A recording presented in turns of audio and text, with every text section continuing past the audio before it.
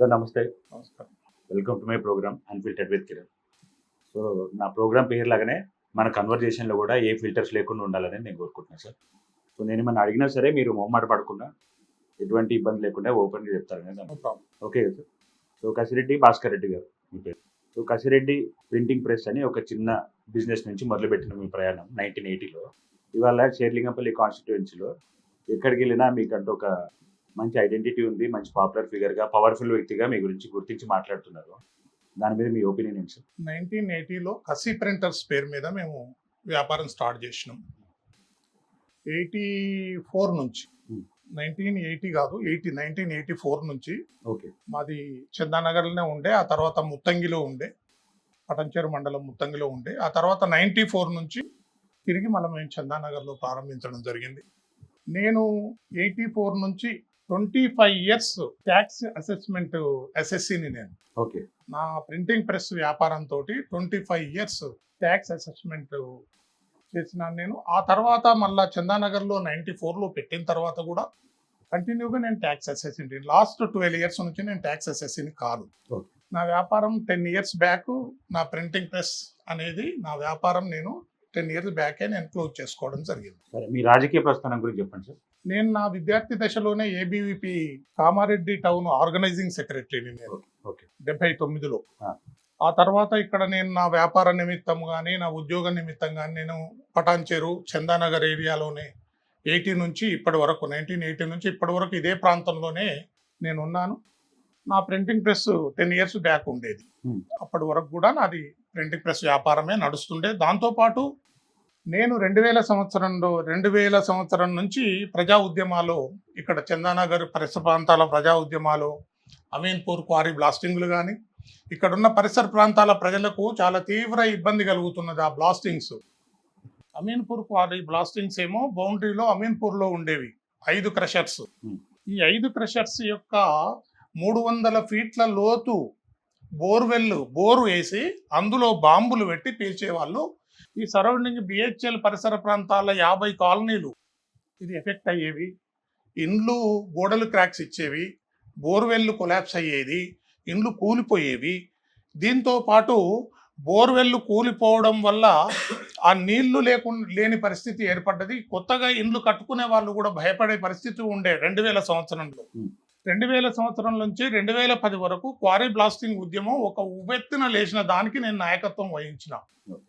Joint council of Chandanagar colonies welfare association ఆధ్వర్యంలో ఈ quarry ఉద్యమం పోలీస్ స్టేషన్ల ఘెరావు, మైనింగ్ డిపార్ట్మెంట్ల ఘెరావు, కలెక్టర్ కార్యాలయాలు, ఇప్పుడు ఈ బౌండరీలో ఉంటుంది కాబట్టి క్వారీలు నడిచేదేమో అమీన్పూర్, సఫర్ అయ్యేది మొత్తం చందానగర్ పరిసర ప్రాంతాలు.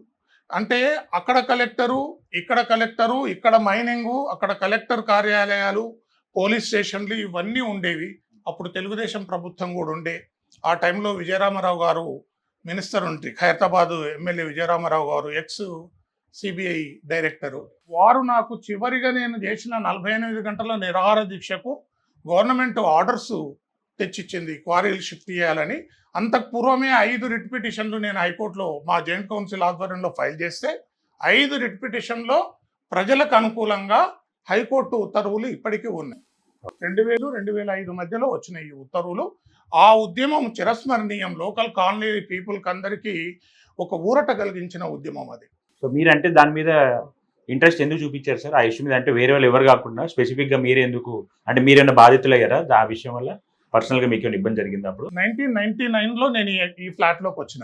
1999లోనే? 99లో ఇదే ఫ్లాట్లో ఉన్నా నేను. 26 ఇయర్స్ నుంచి ఇదే ఫ్లాట్లో ఉన్నా. ఈ ఫ్లాట్లో ఉన్నప్పుడు ఈ అపార్ట్మెంట్ కట్టే టైంలో ఈ పక్కకే క్వారీస్ 1 కిలోమీటర్ దూరంలోనే కాబట్టి వాళ్ళు పెట్టే బ్లాస్టింగ్స్ మా అపార్ట్మెంట్ ఇట్లా డ్యాన్స్ చేసే పరిస్థితి ఉండే. కాలనీలో పీపుల్ అందరూ వాళ్ళ బాధలన్నీ చర్చలు చేస్తున్న సందర్భంలో ఈ joint council of Chandanagar colonies association అనేది ఒకటి ఏర్పాటు చేసి అన్ని కాలనీల తరఫున నేను దాన్ని చైర్మన్గా ఉండి ఈ ఉద్యమాన్ని లీడ్ చేయడం జరిగింది. దాంట్లో పూర్తి స్థాయిలో సక్సెస్ అయినాం. ఆ టైంలో నా మీద రివాల్వర్ అటాక్ కూడా జరిగింది. చందానగర్ పోలీస్ స్టేషన్లో కేసు కూడా నమోదయ్యింది. నాట్ ట్రేసబుల్ అని దాన్ని క్లోజ్ చేశారు. అప్పటి నుంచి మీరు బీజేపీలో ఉన్నారు సార్? బీజేపీలో ఉంటూ ఈ ప్రోగ్రామ్స్ చేశారా లేకపోతే ఇండివిజువల్ గా చేశారా? నేను 79లో Kamareddy town organizing secretary ABVP. దాని తర్వాత ఏబీవీపీలో పనిచేస్తూ చేస్తూ అదేవిధంగా బీజేపీలోకి నేను రావడం జరిగింది. ఆ రోజు నుంచి ఈ రోజు వరకు నేను బీజేపీ క్రియాశీల సభ్యుడిని. ఓకే. వార్డు స్థాయి నుంచి చందానగర్ వార్డు అధ్యక్షునిగా ఉండి శేర్లింగంపల్లి ప్రధాన కార్యదర్శిగా పనిచేసి శేర్లింగంపల్లి మండల అధ్యక్షునిగా పనిచేసి ఆ తర్వాత అనేక పదవులు జిల్లాలో రాష్ట్రంలో చేసి ఉమ్మడి ఆంధ్రప్రదేశ్లో తెలంగాణలో కూడా చేసిన తర్వాత 2 సార్లు రాష్ట్ర కార్యవర్గ సభ్యునిగా నేను చేయడం జరిగింది. ఆ ఉమ్మడి ఆంధ్రప్రదేశ్కు తెలంగాణకు కూడా నేను రాష్ట్ర కార్యవర్గ సభ్యునిగా చేయడం జరిగింది. ఇప్పుడు దగ్గర ఎన్ని సంవత్సరాలు జర్నీ సార్ మీరు బీజేపీ తోటి? 47 ఏళ్ళు. 47 ఏళ్ళు. 47 సంవత్సరాలు. ఇప్పుడు మొన్ననే 6వ తారీఖు నాడు 47వ ఆవిర్భావ దినోత్సవం చేసుకున్నాము.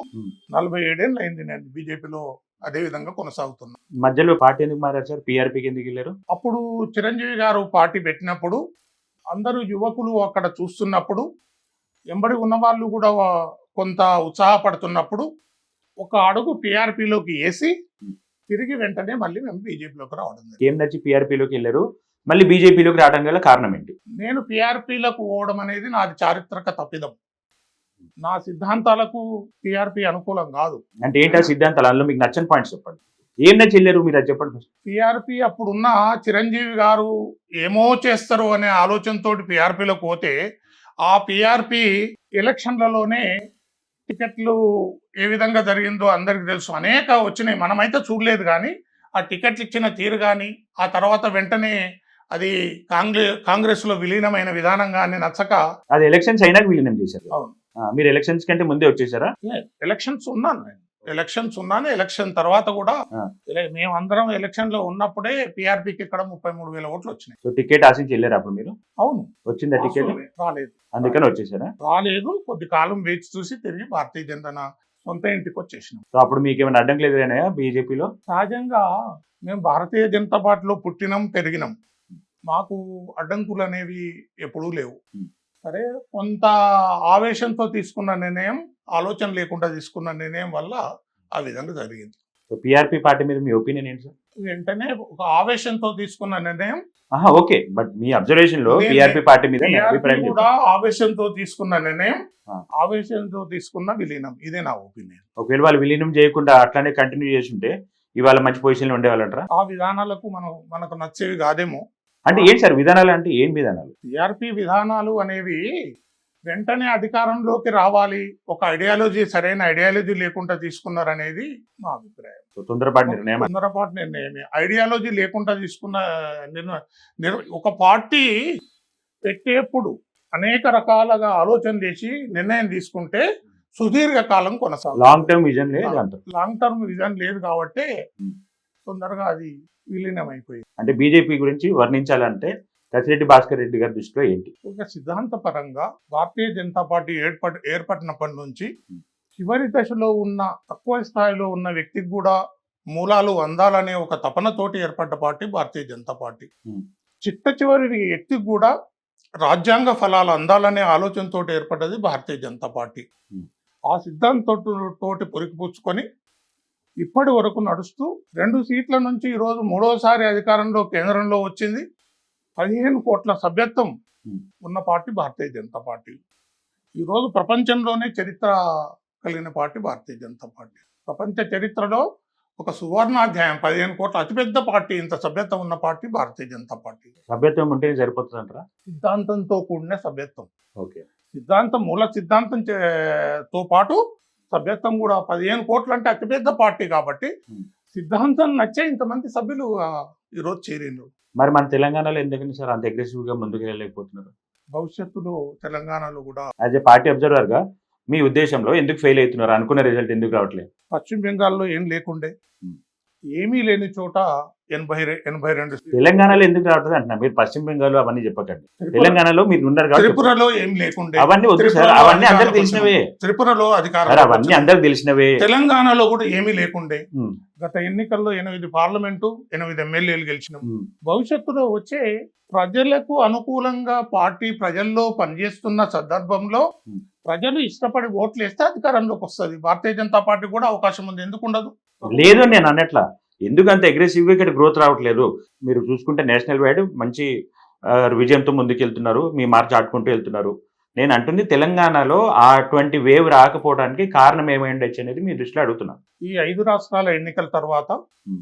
అధిష్టానం దృష్టి పెట్టి Hmm. తెలంగాణ మీద కూడా కాన్సన్ట్రేషన్ చేసి Hmm. తెలంగాణలో అధికారంలోకి రావాలి అనే ఒక నిర్ణయంతో ఒక ప్రణాళికాబద్ధమైన కార్యక్రమాలతోటి తప్పకుండా 2029లో Hmm.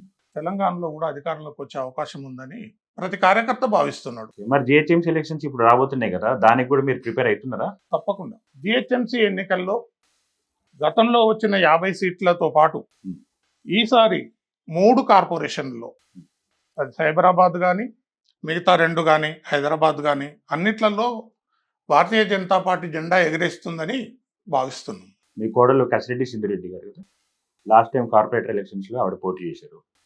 మీరు అనుకున్న గెలుపు రాలేదు కదా, ఏమై ఉంటుంది సార్? అంటే ఎన్ని ఓట్స్తో ఓడిపోయారు సార్ మీరు? ఒక 550 ఓట్లు వచ్చునుంటే గెలిచే వాళ్ళము. 8,500 ఓట్లు వచ్చినాయి ఓకే. ఒక డివిజన్లో. Hmm. మొదటిసారి రాజకీయంలోకి వచ్చింది అమ్మాయి. Hmm.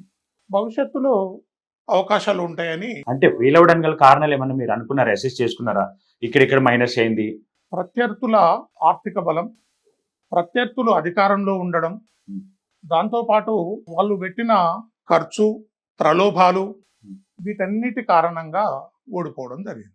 సార్ ఇప్పుడు మీ షేర్లింగపల్లి కాన్స్టిట్యున్సీ, మీ చందనగర్ కాన్స్టిట్యున్సీ ఉంది. ఇక్కడ చాలా మటుకు ఎడ్యుకేటెడ్ పీపులే ఉంటారు, కొద్దిగా డీసెంట్ పీపుల్, మెచ్యూరిటీ ఉన్న పీపులే ఉన్నారు. మీకు తెలియదు ఏముంది. ఇప్పుడు అలాంటి చోట కూడా స్టిల్ మీరు చెప్పినట్టు ఖర్చు పెట్టో, ప్రలోభాలు చూపించో, ఇంకా ఎలక్షన్లో గెలిచేంత సిస్టమ్ నడుస్తుంది అంటారా ఇక్కడ? ఉన్నదండి, ఇప్పటికే ఉంది, మీకు తెలియంది కాదు. రికార్డ్ అవుతుంది, రికార్డెడ్ గా చెప్తున్నారు మీరు. ప్రతి ఎన్నికలో ప్రలోభాలు అనేవి నడుస్తూనే ఉన్నాయి. Hmm. ప్రతి ఎన్నికలో నడుస్తున్నాయి. ఈ పార్టీ ఆ పార్టీ అని కాదు, Hmm. ప్రతి ఎన్నికల్లో ప్రలోభాలు అనేవి నడుస్తున్నాయి. ప్రలోభాలు అంటే ఏంటి? గవర్నమెంట్ ఇచ్చే స్కీమ్స్ అంటున్నారా, లేకపోతే అప్పుడు పంచే డబ్బులు, మందు? అన్ని నడుస్తున్నాయండి, అన్ని నడుస్తున్నాయి. Ah. ప్రతి ఎన్నికల్లో అన్ని నడుస్తున్నాయి.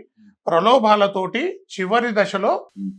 ఆ స్థాయికి చేరుకోనప్పుడు ఓటమి అనేది చూస్తున్నాం. దాంట్లో ఏమి అనుమానం లేదు. మీరేం ప్రలోభాలు పంచలేదా? లేదండి, డబ్బులు పంచలేదా లేదండి, అసలు? లేదు. మరి మీరే అంటారు సిస్టమ్ ఎట్లా నడుస్తుందని అంటారు. నడుస్తుంది. మనం జనంలో ఉన్నాం కాబట్టి అంత స్థాయిలో పోటీ ఇచ్చినాం. ప్రత్యర్థి నాకు చెమటలు పట్టించిన అనే స్థాయిలో మనం పోటీ ఇచ్చినాం. మరి వాళ్ళు పంచారే డబ్బులు ప్రత్యర్థి? ఖచ్చితంగా పనిచేసారు అందరూ. అందరు కాదండి, ఇప్పుడు మీ ప్రత్యర్థులు ఎవరైతే ఉన్నారో ప్రత్యర్థులు తప్పకుండా చేసారు. మీ ప్రత్యర్థులు ఎవరు చెప్పండి? ప్రత్యర్థులు అదే ఎవరు? అధికార పార్టీకి సంబంధించి. అదే సార్, వాళ్ళ పేర్లు చెప్పండి. అప్పుడు ఉన్నోళ్ళు అధికార మీరు బీజేపీ నుంచి మీరు పోటీ చేశారు. బీజేపీ, సరే బీఆర్ఎస్ నుంచి ఎవరు పోటీ చేశారు? బీఆర్ఎస్ పోటీ చేసింది, కాంగ్రెస్ పోటీ చేసింది. వాళ్ళు డబ్బు చలామణి. వాళ్ళ పేర్లు ఏంటి సార్ అంటున్నా? క్యాండిడేట్ పేర్లు చెప్పండి అంటున్నా. రికార్డ్ లో ఉన్నాయి. సరే మీరు చెప్పండి సార్. రికార్డ్ లో బీఆర్ఎస్ నుంచి ఎవరు పోటీ చేశారు చెప్పండి. రికార్డ్ లో ఉన్నాయి. ఇక్కడ ఉన్న బీఆర్ఎస్ అభ్యర్థి, అప్పుడు బీఆర్ఎస్ అభ్యర్థి, ఇప్పుడు బీఆర్ఎస్ లో లేరు, కాంగ్రెస్ లోకి వచ్చారు. ఏ పార్టీలో ఉన్నారో తెలియదు ఇంకా. వాళ్ళే చెప్తున్నారు ఖచ్చితంగా ఏ పార్టీలో ఉన్నాం. అప్పుడున్న బీఆర్ఎస్ అభ్యర్థి ఎక్కువ ప్రలోభ పెట్టడం వల్ల గెలిచింది. మరి మీరు దాన్ని అడ్డుకోలేదా? ఎలక్షన్ కమిషన్ దృష్టికి కానీ అట్లా తీసుకెళ్ళడానికి ట్రై చేయలేదా? చివరి నిమిషంలో జరుగుతున్న వాటిని సరిగ్గా మనము అడ్డుకోలేకపోయినందునే మనం ఓడిపోయినాం. సరే మళ్ళీ ఇప్పుడు ఎలక్షన్స్ వస్తున్నాయి, ఈసారి మళ్ళీ టికెట్ వస్తుందా సార్ మీకు? తప్పకుండా రావాలని కోరుకుంటున్నారా? ఆశిస్తున్నాం. హోప్ ఉందా వస్తుంది అనేది? వస్తుందనే నమ్మకం కూడా ఉంది. సరే మళ్ళీ ఈసారి వచ్చింది అనుకుందాం, ఈసారి మళ్ళీ ఎలక్షన్స్కి వెళ్తారు. ఇప్పుడు మళ్ళీ సేమ్ అదే స్ట్రాటజీ రిపీట్ అయింది అనుకోండి, మీరు ఎట్లా గెలుస్తారనే హోప్తో ఉన్నారు? మనం ప్రజల్లో ఉన్న ఏదైతే నమ్మకం ఉందో, గతంలో జరిగిన ఏదైతే లోటుపాట్లు ఎక్కడెక్కడైతే మనకు మైనస్ ఉన్నాయో ఆ ప్రాంతాల్లో మనం చేసిన పనుల బట్టి ప్రజలు తప్పకుండా ఆదరిస్తారనేది ఆలోచిస్తారు. అంటే మీరంటారు కదా ఇప్పుడు ఎలక్షన్ సిస్టమ్స్ లో అంతా డబ్బుతోనో ప్రలోభాలతో నడుస్తుంది, స్టిల్ అదే నడుస్తుంది అంటున్నారు కదా. ఇప్పుడు ఈసారికి ఎందుకు మారిపోతుంది, అట్లా ఎందుకు ఉంటుందని అనుకుంటున్నారు అంటున్నా. ఇప్పుడు డివిజన్లు కూడా మారినాయి. అవును, 70,000 ఓట్లు ఉన్నాయి, ఈ రోజు 40,000 ఓట్లకు వచ్చినాయి. కొద్ది విస్తీర్ణం తగ్గింది కాబట్టి ఇంకొంచెం కాన్సన్ట్రేషన్ చేసే అవకాశం ఉంటుంది. అప్పుడు బీఫామ్ చివరి దశలో వచ్చింది, ఈసారి ఇంకా త్వరగా ప్రచారానికి కూడా పోయినసారి 7 days టైం ఉంది, ఈసారి ఇంకా ఎక్కువ టైం ఉంది. ఇంకా ఇప్పటి నుంచే ప్రచారం చేసుకునే అవకాశాలు ఉన్నాయి కాబట్టి తప్పకుండా గెలుపు సులువైతుందని ఆలోచన. సరే ఇప్పుడు లాస్ట్ టైం ఓడిపోయారు కదా సార్, అప్పటి నుంచి మీ ప్రజాసేవ కంటిన్యూస్ గా రన్ అవుతుందా, లేకపోతే ఇప్పుడు ఎలక్షన్ ముందు మళ్ళీ స్టార్ట్ చేయబోతున్నారా? అలాగేం లేదు, జనంలో ఉన్నాం, నిరంతరం జనంలో ఉన్నాం, అనేక పోరాటాలు చేస్తున్నాం, పార్కులను కాపాడినాం, ప్రభుత్వ భూములను కాపాడినాం, చెరువులను కాపాడినాం, అనేక ఉద్యమాలు చేస్తూనే ఉన్నాం. నిరంతరం మేము జనాలలో ఉన్నాం కాబట్టి జనాలు తప్పకుండా మా వైపు చూస్తారని ఆశీర్వదిస్తారని ఆశిస్తున్నాను. ఏమేమి సమస్యల మీద మీరు పోరాడుతుంటారు సార్ ఎక్కువ? అనేక సమస్యలు. కొన్ని చెప్పండి. ఇప్పుడు ఒక పార్కు కబ్జా అవుతుంది, ఉమ్, ఆ పార్కును ప్రొటెక్ట్ చేస్తాం, ఉమ్, కింద అధికారుల దృష్టికి తీసుకొస్తాం. ఉమ్, దాంతో పాటుగా చెరువు కబ్జా అవుతుంది, చెరువుల మీద పోరాటం చేస్తాం. ఉమ్, దాంతో పాటు ప్రభుత్వ భూములు కబ్జా అవుతున్నాయి, పోరాటాలు చేస్తాం. అవసరమైతే న్యాయస్థానాలలో ఇస్తాం, ఉమ్. న్యాయస్థానాల కోర్టుల ద్వారా వాటిని రక్షించడానికి ప్రయత్నం చేస్తాం. అనేక దృష్టాంతాలు రికార్డులు ఉన్నాయి ఈరోజు. అది సేవ కిందకి అంటారు. తప్పకుండా ఒక ప్రజల ప్రాపర్టీని కాపాడడం అనేది సేవనే.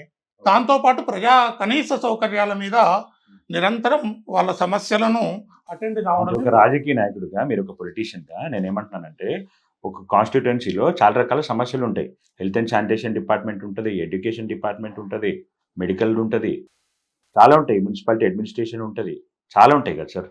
నేనేమంటున్నానంటే, మీరు ఎంతసేపు ప్రాపర్టీ రిలేటెడ్ చుట్టే తిరుగుతున్నాను అంటున్నారు కానీ వేరే సమస్యల మీద మీరు ఎక్కడ మాట్లాడట్లేదు, చెప్పట్లేదు. అది ఎందుకని అడుగుతున్నాను. మేము చేసిన పోరాటాలు నీళ్ల కోసం పోరాటాలు చేసినాం, Hmm.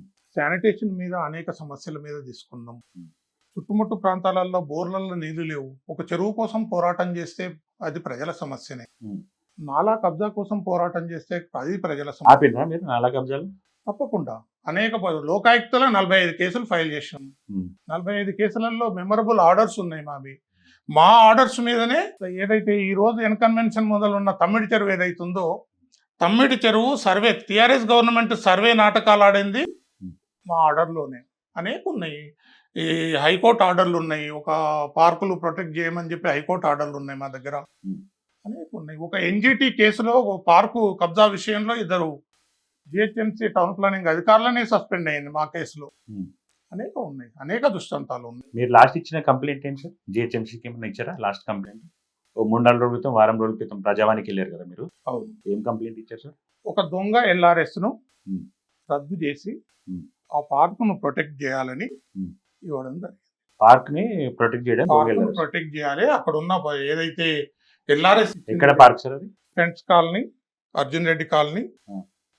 డిఫెన్స్ కాలనీ మధ్యలో ఉంటుంది. ఎప్పటి నుంచి కబ్జా అయింది అది? 2013 లో ఇచ్చారు ఎల్ఆర్ఎస్. అది అదే దొంగదని మీకు ఎట్లా తెలిసింది? 2 years బ్యాక్ కాలనీ వాళ్ళు వచ్చి ఇట్లా ఉంది పరిస్థితి, మళ్ళీ అక్కడ కబ్జాకు ప్రయత్నం చేస్తారు అన్నప్పుడు నేను అక్కడ వెళ్ళి Hmm. జిహెచ్ఎంసీకి వాళ్ళని తీసుకెళ్ళి అదే జిహెచ్ఎంసీ తోటి ఆడ ఫెన్సింగ్ వేపించి, Hmm. ఆ తర్వాత చూస్తే అది కోర్టులో ఉంది. Hmm. ఆ కోర్టు కేసులో వాళ్ళు ఏదైతే రెట్ కౌంటర్ వేసిరో దాంట్లో ఎల్ఆర్ఎస్ 125లో రిజిస్ట్రేషన్ చేసుకొని 267లో ఎల్ఆర్ఎస్ ల్యాండ్ వేరే దగ్గర అది కబ్జాలో ఉన్నారని క్లియర్గా వాళ్ళకి చెప్పి ఇవ్వడం వల్ల ఆ ఎల్ఆర్ఎస్ క్యాన్సిల్ అయిన తర్వాత కోర్టు కేసు అయిపోతుంది, అది ప్రొటెక్ట్ అవుతుందని అనుకున్నాం. సరే సార్, ఇప్పుడు మీరు చెప్పిన దాని ప్రకారము మీరు ఒక డెడికేటెడ్ పొలిటికల్ లీడర్, డిసిప్లిన్ ఒకటే పార్టీలో ఉంటా, ఇన్ని సంవత్సరాల నుంచి మీరు ఇన్ని పోరాటాలు చేసి ఎన్నో పెద్ద పెద్ద ఇష్యూస్ మీద మీరంటూ మీ మార్క్ వేసుకుంటూ వచ్చారు, ఎన్నో సేవలు చేస్తూ ఉన్నారు, అటు బిజినెస్ చేసుకుంటూ ఉన్నారు. ఇప్పుడు మీ మీద రీసెంట్గా ఒక మీడియా ఛానల్లో పెద్ద ఎలిగేషన్ వచ్చింది, మీ దృష్టికి వచ్చింది, మీరు మళ్ళీ నోటీస్ కూడా ఇచ్చారు. సో అదేంటి సార్, అసలు ఇష్యూ ఏంటి? ఇక్కడ ఒక ఫౌండేషన్ నిర్వహిస్తున్న వ్యక్తి, Hmm. దాంతో పాటు ఒక సెల్ ఫోన్ స్టోర్ నిర్వహిస్తున్న వ్యక్తి, ఆయన పేరు చెప్పండి, ఫౌండేషన్ నడిపిస్తున్న వ్యక్తి పేరు చెప్పండి. కొండా విజయ్ కుమార్ అనే వ్యక్తి Hmm. హోప్ ఫౌండేషన్ ద్వారా Hmm. అతని మిత్రుడు సోమా నాగరాజు అనే వ్యక్తి, సెల్బీ ఓనర్, సెల్బీ ఓనర్ అతను డైరెక్టర్. నాగరాజు, అతనితో కలిసి నేను Hmm. ఎల్ఆర్ఎస్ కుంభకోణాలు Hmm. చేస్తున్నా అని చెప్పి ఆ ఎలిగేషన్. ఇప్పుడు ఇన్ని సంవత్సరాల నుంచి మీరు ఉన్నారు సార్, సొసైటీలోనే ఉన్నారు, అన్ని పనులు ఓపెన్గా చేసుకుంటున్నారు, పొలిటికల్ ప్రొఫైల్ ఉంది, బిజినెస్ ప్రొఫైల్ ఉంది. ఇప్పుడు కొండా విజయ్ కుమార్ గారి మీద సడన్గా ఐటీ క్వశ్చనింగ్ ఒకటి జరిగింది, ఢిల్లీలో జరిగింది, అది అందరికీ తెలిసిన న్యూసే కదా. ఇప్పుడు అప్పటి వరకు ఏమి లేని ఎలిగేషన్స్, ఎప్పుడు లేని ప్రచారాలు, ఐటీ మీద ఏదో క్వశ్చనింగ్ జరిగితే అది ఒక గవర్నమెంట్ నార్మల్ ప్రాసెస్ కదా. ఆ ప్రాసెస్ నేను న్యూస్ లాగా వచ్చింది, అది కామన్ థింగ్, క్వశ్చనింగ్ చేయడం కామన్. దాన్ని లింక్ పెట్టుకొని ఒక ఛానల్ వాళ్ళు కంటిన్యూస్గా రకరకాల కథనాలు వేసుకుంటూ వస్తున్నారు. కొండా విజయ్ కుమార్ గారి మీద వేశారు, నెక్స్ట్ మిమ్మల్ని కూడా యాడ్ చేసి మీ పేరు కూడా తీసుకొచ్చారు కదా. ఇన్ని రోజులు లేని ఒక ట్రాక్ ఇప్పుడు కొత్తగా బయటికి ఎందుకు వస్తుంది? వాళ్ళ మోటో ఏమై ఉంటుంది? దీని మీద మీ ఉద్దేశం ఏంటి? ఏ ఛానల్ అయినా కానీ వాస్తవాలు కరెక్ట్ డాక్యుమెంటేషన్ సాక్ష్యాలు లేకుండా ఆ విధంగా ప్రసారం చేయడం క్యారెక్టర్ అసాసినేషన్, అది చాలా తప్పుడు, అది తప్పు పని. నిజంగా ఆధారాలు ఉంటే మీరు ఎన్నైనా ఇవ్వచ్చు. కొండా విజయ్ కుమారు, నాగరాజు, భాస్కర్ రెడ్డి ఎక్కడ కలిసి చేసిరు, ఏం చేసిరు, ఎక్కడ ఏదన్నా ఒక ఆధారం ఉండాలి కదా. కలిసి చేసిన ఆధారం ఉండాలి కదా. ఆధారం లేకుండా నువ్వు ఒక లింకు పెట్టి ఒక దుర్బుద్ధితోటి, చెడు బుద్ధితోటి నువ్వు ఆ వార్తని ఇచ్చినావు. అంతకుముందు 2 ఎయిర్పోర్ట్లల్లో ఐటీ అధికారులు తనిఖీలు చేసిర్రు, వాళ్ళు ఏదైనా స్వాధీనం చేసుకున్నారు. దానికి సంబంధించిన రికార్డులు వాళ్ళకు చూపించిన తర్వాత ఐటీ అధికారులు, ఫౌండేషన్కి సంబంధించిన వ్యక్తులు వాళ్ళు చూపించిన తర్వాత క్లారిటీ ఐటీ అధికారులు ఇస్తారు. అదేనండి, నేను అసలు ఆ ఇష్యూనే వేరు, కంప్లీట్లీ డిఫరెంట్ అది. మీరు వినండి, ఐటీ అధికారులు క్లారిటీ ఇవ్వకముందే ఇది దీనికి ఈ ముగ్గురి మధ్య ఏదో ఎల్ఆర్ఎస్ చేసిర్రు అనేది ఆధారం లేకుండా చేసిన ఆరోపణ. ఎల్ఆర్ఎస్ అనేది అదొక తప్పుడు వార్త, తప్పుడు నిర్ణయం, తప్పుడు ఆలోచనతో చేసిన ఒక వార్త అది. ఆ వార్తను ఆ విధంగా ప్రసారం చేయడం అనేది చాలా తప్పుడు సంకేతం వెళ్తుంది. ఓకే, ఇప్పుడు సొసైటీలో చాలా మంది ఉన్నారు, షేర్లింగంపల్లిలో చాలా మంది లీడర్లు ఉన్నారు, రకరకాల పార్టీ వాళ్ళు ఉన్నారు, బిజినెస్ చేసిన వాళ్ళు ఉన్నారు కదా, మీ మీదే ఎందుకు వస్తుంది ఎలిగేషన్ అంటున్నా? మేము గత 40 సంవత్సరాల నుంచి ప్రజలలో ఉన్నా నేను. అనేక ఉద్యమాలలో అనేక రకాలుగా అనేక మందికి నష్టాలు జరిగినాయి. అంటే తప్పు చేసే వాళ్ళకు. ఈ తప్పు చేసే వాళ్ళు ఏం చేస్తారు అని అంటే ఊరికైనా ఒక రాయి వేయాలని చూస్తారు. ఆ రాయి నా మీద కూడా వేసిరని నేను అనుకుంటున్నా. ఎవరో తప్పుడు ప్రచారంలో తప్పుడు దుర్బుద్ధితో చేసిన ప్రసారం అని నేను అనుకుంటున్నా. ఇంతే. అంటే న్యూస్ అక్కడితో నాగలేదు, అది ఎట్లా స్ప్రెడ్ అవుతుందంటే, అంటే మీరు ఏమనుకున్నట్టు ఒక మాట అంట, కసిరెడ్డి భాస్కర్ రెడ్డి గారు, కసిరెడ్డి కంప్లైంట్స్ రెడ్డి, ఆయన పొద్దున్న లేస్తే చేసేది ఇదే, ఫస్ట్ నుంచి చేస్తుంది ఇదే, కంప్లైంట్లు ఇస్తాడు, కంప్లైంట్ ఇచ్చిన వెంటనే ఆ బాధితుడు మీ దగ్గరకు వస్తాడు. అక్కడ మీరు ఒక కంప్లైంట్ పెట్టగానే ఈ మనిషి మీ దగ్గరకు వచ్చి మీతో ఏదో మాట్లాడుకొని సెటిల్ చేసుకుంటాడు. సెటిల్ చేసుకోకపోతే ఇక అది అట్లనే అవుతుంది. అంటే 100 కంప్లైంట్లు పెడతారు, 30 ఏదో అటు ఇటు వెళ్ళిపోతుంటే 70 మంది మళ్ళీ వెనక్కి మీ దగ్గరకు వచ్చి కాంప్రమైజ్ అవుతారు, మీ వెనక్కి జరుగుతున్న దందా ఇది అనేసి అంటున్నారు. ఇది ఒక విషయ ప్రచారం. నేను ఇచ్చిన ఫిర్యాదు ఏదైతున్నదో దాన్ని ఎండు వరకు నేను న్యాయస్థానాలలో, నాకు హైకోర్టులో ఉన్నాయి, లోకాయుక్తలో ఉన్నాయి. దాంతో పాటుగా నేను ఆ సమస్య పరిష్కారం అయ్యే వరకు కూడా నేను పోరాడతా. ఈ విషయం చూడండి మీరు, నా దగ్గర మెమరబుల్ ఆర్డర్స్ ఉన్నాయి నా దగ్గర, అట్లా ఏం లేదు. ఆ విధంగా చేసేది అది ఒక విష ప్రచారం. నేను ఏదైనా ఫిర్యాదు చేస్తే నేను దేనికైనా సిద్ధం. నా మీద విచారణకు మీరు ఒప్పుకుంటారా? కంప్లైంట్స్ మీరు బాగా పెడుతుంటారు, విచారణకు దేనికైనా సిద్ధం. బాగా అంటే చేసే పనే కంప్లైంట్స్ ఇస్తా ఉంటారు అంటే అన్నిటి మీద, ప్రజా సమస్యల మీద. ఇప్పుడు ఒక బిల్డింగ్ ఉందండి, ఒక ఇండిపెండెంట్ ఇల్లు ఉంది, ఒక ఆయన ఇల్లు కట్టుకుంటున్నాడు, ఆయనకి ఓన్లీ గ్రౌండ్ ఫ్లోర్ పర్మిషన్ ఉంది అనుకోండి, పైన ఇంకో ఫ్లోర్ వేస్తున్నాడు అనుకోండి, టక్ మన కంప్లైంట్ వెళ్ళిపోతుంట మీ దగ్గర నుంచి. నేను కేవలం అంటున్నారు ఇది ప్రచారము, నేను మీ నుంచి క్లారిటీ అడుగుతున్నాను. కేవలం ఇట్లా అనేటోళ్ళందరికీ మీ నుంచి సమాధానం. నేను కేవలం అక్కడ ప్రజలకు ఇబ్బంది జరుగుతున్నది అనుకున్న దగ్గరికే వెళ్తాను. మెయిన్ నా కాన్సన్ట్రేషన్ మేజర్ చెరువులు, నాలాలు, ప్రభుత్వ భూములు, వీటి మీదనే ఉంటది కనుక ఇండివిజువల్ కన్స్ట్రక్షన్స్ మీద చాలా తక్కువ. ఇంకో మాట ఓపెన్గా అడుగుతాం మిమ్మల్ని, ఎవరైనా మీ నియోజకవర్గంలో ఇల్లు కట్టుకోవాలనుకుంటే మీరంటే భయపడుతున్నారు, దానికి మీరేం చెప్తారు? నేనంటే భయపడతారు, అక్రమాలు చేసే అధికారులు భయపడతారు, నేనంటే భయపడతారు, భూములు కబ్జా చేసేటోళ్ళు భయపడతారు, నేనంటే భయపడతారు, చెరువులు కబ్జా చేసేటోళ్ళు భయపడతారు. ఎవరు చేస్తారు చెరువు కబ్జాలు? అక్రమ మార్గంలో సంపాదించుకునేవాడు చేస్తాడు. నేనేమన్నా ఫిర్యాదులు గిన పెట్టి నేనేమన్నా సంపాదించుకున్నట్టుంటే, నేను 10 ఏళ్ల కిందనే TV9 సాక్షిగా డైరెక్ట్ లైవ్ లో సవాల్ చేసిన నేను ఏ విచారణకైనా సిద్ధం. 40 ఏళ్ల నా రాజకీయ జీవితంలో ఆ రోజు నుంచి ఈ రోజు వరకు నాది ఏదున్నా కూడా మొత్తం నేను విచారణకు సిద్ధం అని 10 ఏళ్ల కిందనే చేసిన. అప్పటి నుంచి ఇక్కడికి మొత్తం విచారణ చేసుకోవచ్చు. అంటే 10 ఏళ్ళకి దానికి ముందు చేశారా? దానికి ముందు ఏమైనా చేశారా తప్పుడు పనులు? వినండి, ఒక టీవీ చర్చలో వచ్చినప్పుడు నేను 10 ఏళ్ల కిందనే అప్పటి ఎక్స్ఎమ్మెల్యే సంబంధించి టీవీ చర్చలో వచ్చినప్పుడు ఆయనతోటి డైరెక్ట్గా నా రాజకీయ జీవితంలో సంపాదించిన దాని మీద సిబిఐ విచారణ కూడా నేను సిద్ధమని అప్పుడు సవాల్ చేసిన అని చెప్తున్నాను. అంటే మీరు అంతా సంపాదించారా? విచారణకు సిద్ధము అని సంపాదించారా? మామూలుగా విచారణకు సిద్ధము అని అంటే ఎలా సంపాదించినట్టు అవుతుంది? సరే సార్, మంచి దారిలోనూ ఏదో దారి సంపాదించారు కదా, ఒక 500 కోట్లు సంపాదించుంటారా? నా 40 సంవత్సరాల నా వ్యాపారంలో సంపాదించుకున్న 6 ప్రాపర్టీలల్లో 5 ప్రాపర్టీలు పోగొట్టుకున్నా. ఇది ఒకటే ఫ్లాట్ ఉంది నాకు ఇప్పుడు. ఈ ఫ్లాట్ కూడా వినండి, ఈ ఫ్లాట్ కూడా అన్డివైడెడ్ షేరు 17 గజాలు ఉంది. దీంతో పాటు ఒక 31 గజాలు ఉంది చందానగర్ లో. దాంతో పాటు మా ఊర్లో ఎకరా 9 గుంటలు ఉంది. దీనికి మించి ఏమున్నా ఎవడైనా తీసేసుకోవచ్చు. అంటే ఇన్ని సంవత్సరాలు సుదీర్ఘ పొలిటికల్ జర్నీ చేశారు. అన్ని సంవత్సరాల నుంచి అప్పుడే ప్రింటింగ్ ప్రెస్ బిజినెస్ చేశారు కదా సార్. ఇంతే సంపాదించారు. నా ప్రింటింగ్ ప్రెస్ బిజినెస్ లో సంపాదించిన 5 ప్రాపర్టీలు ఈ ఉద్యమాలలో పోగొట్టుకున్నా నేను. ఉద్యమాలలో పోగొట్టుకున్నారు, Yes. ఖర్చు పెట్టారు. Yes.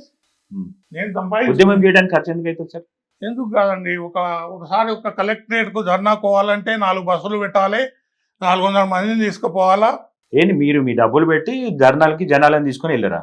ఖర్చులు అయితే ఏంటి, ఉద్యమంలో చేస్తున్నప్పుడు ఒక ఉద్యమకారుని అడగండి, ఎవరినన్నా అడగండి. మరి అప్పుడు బీజేపీ కదా మీరు చేసింది. అసోసియేషన్, కాలనీ అసోసియేషన్ ద్వారా చేసినాం. చేశారు. మరి వీళ్ళు ఎవరు పెట్టుకోలేదా డబ్బులు? అంటే మీరు ఒక్కరే అంత డబ్బులు ఖర్చు పెట్టి 4 ప్రాపర్టీలు అమ్మే లెవెల్లో మీరు రాజకీయం చేశారంటే ఎందుకు అని అంటున్నా. మీరు ఇక్కడ వినండి, ఈ సుదీర్ఘ ప్రయాణంలో నేను ఇచ్చిన ఈ సమయాలతోటి నేను కొవ్వొత్తిలాగా కరిగిపోయినా కానీ నేను సంపాదించుకున్నది ఏమీ లేదు. సరే, సింపుల్. నేను కొవ్వొత్తి అంటే నేను వాటి కోసమే ఖర్చు పెట్టినా అని నేను అనట్లేదు. మీరు వాటి కోసమే నేను ఖర్చు పెట్టినా అనట్లేదు. నా జీవితంకు ఖర్చు పెట్టడం కోసం నేను ఇచ్చిన సమయానికి అదే నేను వ్యాపారానికి పెట్టుకుంటే నేను ఇంకా 4 ప్రాపర్టీలు సంపాదించుకుంటుంటే కదా. అంటే నేను అంటున్నా, ఏం మొహమాట పడకండి. ఇవి ఏంటంటే పబ్లిక్ లో వస్తున్న ఎలిగేషన్స్, మన ఛానల్ ద్వారా ఏమన్నా సరే మీరు క్లారిఫికేషన్ ఇస్తారు, వీటికి ఒక అంతం పడుతుంది అనేసి నేను మాట్లాడుతున్నా, అంతకుమించి ఇంకేం లేదు. ఒక ఉద్యమకారుడు ఒక ఉద్యమం చేయాలంటే ఈ కాలంలో ఖర్చుతో కూడుకున్న పని. ఖర్చు లేనిది ఉద్యమం జరగదు, డబ్బులు లేనిది ఉద్యమం జరగదు. చాలా వరకు ఏమవుతుందంటే కొన్ని ఉద్యమాలలోనేమో కలెక్షన్స్ చేసుకొని చేస్తారు. కొన్ని ఉద్యమాలు ఏమో కాలనీ పీపుల్ దగ్గర అంత మోటివేటివ్ అంత రాదు. నేను చేసిన ఉద్యమాలు క్వారీ ఉద్యమంలో కానీ మిగతా ఉద్యమంలో మేము ఇచ్చే సమయం హైకోర్టులో 4-5 కేసులు వేయడం, ఈ తిరగడానికి ఇదంతా అనుకున్నా మనం ఇచ్చే సమయంలో మనం వ్యాపారం సరిగ్గా చూసుకోకపోయేసరికి మనం కొవ్వొత్తిలా కరిగిపోయినాం. సరే, అంత చేశారు కదా సార్, మీరు సాక్రిఫైస్ చేశారు, ప్రాపర్టీస్ కూడా అమ్ముతున్నారు కదా. మరి ఇంతవరకు కనీసం ఒక చిన్న పదవి కూడా రాలేదేం సార్ మీకు? మీ పార్టీ ఇచ్చే పోస్ట్ కాదు, జనాల నుంచి వచ్చే పోస్ట్ అంటున్నా. ఈ పార్టీ మీరు కార్పొరేటర్, నెక్స్ట్ ఎమ్మెల్యేగా పోటీ చేసి ఉండాలి కదా. ఇంత మీకు రికగ్నిషన్ ఉన్నప్పుడు ఎందుకు అవ్వలేకపోయారు అనేది మీ ఉద్దేశం? రాజకీయాలలో ఉన్న వాళ్ళందరికీ అవకాశాలు వస్తాయి సార్. 47 years sir. రాజకీయాలలో ఉన్న వాళ్ళందరికీ అవకాశాలు వస్తాయి. పోయినసారి ఒక్కసారి అవకాశం వచ్చింది, అమ్మాయి పోటీ చేసింది, మాకు సంతృప్తికరం. వచ్చిన ఏదైతే ప్రజలు ఇచ్చిన ఏదైతే ఉందో సంతృప్తికరం. 47 years నుంచి మీ జర్నీ ఉంది కదా, మీరు ఎందుకు ఇంత డిలే చేసుకున్నారు? నేను పార్టీ బాధ్యతల్లో పనిచేసిన కానీ బ్యాక్ ఎండ్ లో పార్టీ బాధ్యతల్లో పనిచేసిన, నేను చెప్తున్నాను కదా, వార్డు అధ్యక్షుల నుంచి రాష్ట్ర కార్యవర్గ సభ్యునిగా నేను పనిచేశాను. జనం పని చేస్తూ పోయినా చెప్పలేం భవిష్యత్తులో. సో బ్యాక్ ఎండ్ లో ఎక్కువగా మీరు యాక్టివ్గా ఉంటారు. బ్యాక్ ఎండ్ ఎందుకు, నేను ఫ్రంట్ లైన్ లో ఉద్యమాలలో ఉన్నాను. నేను ఎప్పుడు బ్యాక్ ఎండ్ అట్లానట్లేదండి, పార్టీని వెనక నుంచి నిలబెట్టుకుంటా ప్రణాళికలు వేసుకుంటా అట్లా ఫ్రంట్ ఎండ్కి రాలే, పోటీ చేయలే అంటున్నారు కదా. ప్రత్యక్షంగా పోటీ ఎక్కడ చేయలేదు నేను. మీకు ఇష్టం లేదా, ఇంట్రెస్ట్ లేకుండా ఇప్పుడు అవకాశం రాలేదు. నేనున్న పార్టీ కూడా వచ్చేందుకు లాస్ట్ 10 years లోనే కదా ఒక వికసిస్తుంది మన రాష్ట్రంలో. ఎప్పుడైనా కానీ ప్రతిపక్షంగానే ఉండే కదా. సిద్ధాంతపరంగా అందులో ఉన్నాం, ఆ సిద్ధాంతం నచ్చింది, పని చేస్తూ పోయినాం, ప్రేమతోటి ఇష్టంతో చేస్తూ పోయినాం. మీ ఉద్దేశంలో పాలిటిక్స్ అంటే ఏంటి? నా పాలిటిక్స్ సేవనే, సర్వీసే. పాలిటిక్స్ ఇది ఏమంటారు, అది రాజకీయం అనేది సంపాదన కోసం కాదు. రాజకీయం అనేది నలుగురికి 4 మంచి పనులు చేయడం కోసమే నా పాలిటిక్స్. అప్పుడైనా ఇప్పుడైనా ఎప్పుడైనా. పవర్ ఉంటే ఇంకా బాగుంటుంది కదా సార్. స్పష్టంగా చెప్పాలంటే ఇప్పుడున్న రాజకీయాలలో సేవ కన్నా ఆర్థికపరమైన వాటికి మెరుగులకే ఎక్కువ ఆకర్షణ ఎక్కువ ఉంది. నేను దాన్ని ఆ లెవెల్లో నేను ఆ లెవెల్లో వెళ్ళలేకపోయినా, అంగీకరించాల్సిన విషయం. నన్ను చాలా మంది మిత్రులు అడుగుతుంటారు, నువ్వు రాజకీయాలకు పనికిరావు, ఎన్జిఓగా సేవ చేస్తూ పో అని చెప్తారు. మరి పెట్టారా ఎన్జిఓ ఏమన్నా? నా జనం కోసం సంస్థ మెమరబుల్ పోరాటం చేసి, జనం కోసం ఎన్జిఓ సంస్థ కన్నా మీ పోరాటం ఎక్కువ అంటారు. జనం కోసం నాది ఏదైతే ఉందో 2010లో మేము పెట్టింది, అనేక పోరాటాలలో ఈ చెరువులను కుంటలను ఎన్జిఓ దాని ద్వారానే మేము కాపాడుతూ వస్తున్నాం కదా.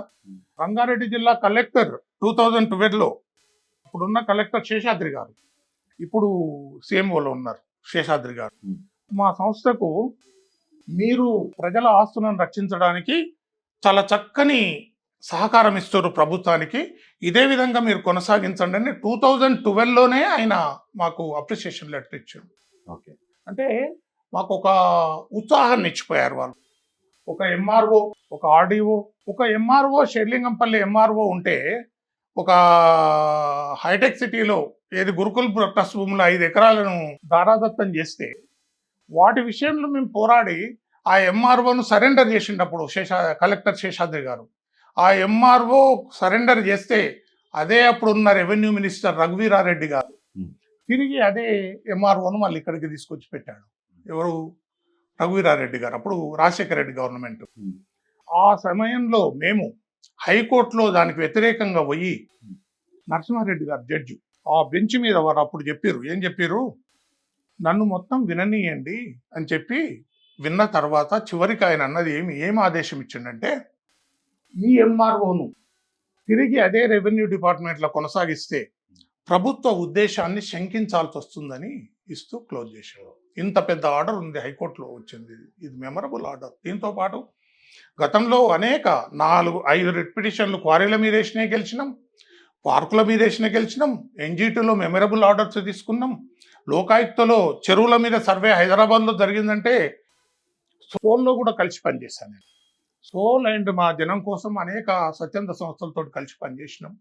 సరే, పనిచేస్తున్న సందర్భంలో అనేక చోట్ల కొందరు నష్టం జరిగిన వాళ్ళు ఉంటారు. ఇప్పుడు అక్కినేని నాగార్జునకు భారీ ఎత్తున ఇన్కన్వెన్షన్ కూల్చివేత, దాంట్లో చూడండి, మీరు ఎక్కడన్నా చూడండి, మీ హస్తం ఉందంటారా దాంట్లో? అక్కినేని నాగార్జున కూల్చివేతకు కారణము ఫిర్యాదుదారు జనం కోసం కసిరెడ్డి భాస్కర్ రెడ్డి అని హైడ్రా కమిషనరే డైరెక్ట్ చెప్పిండు.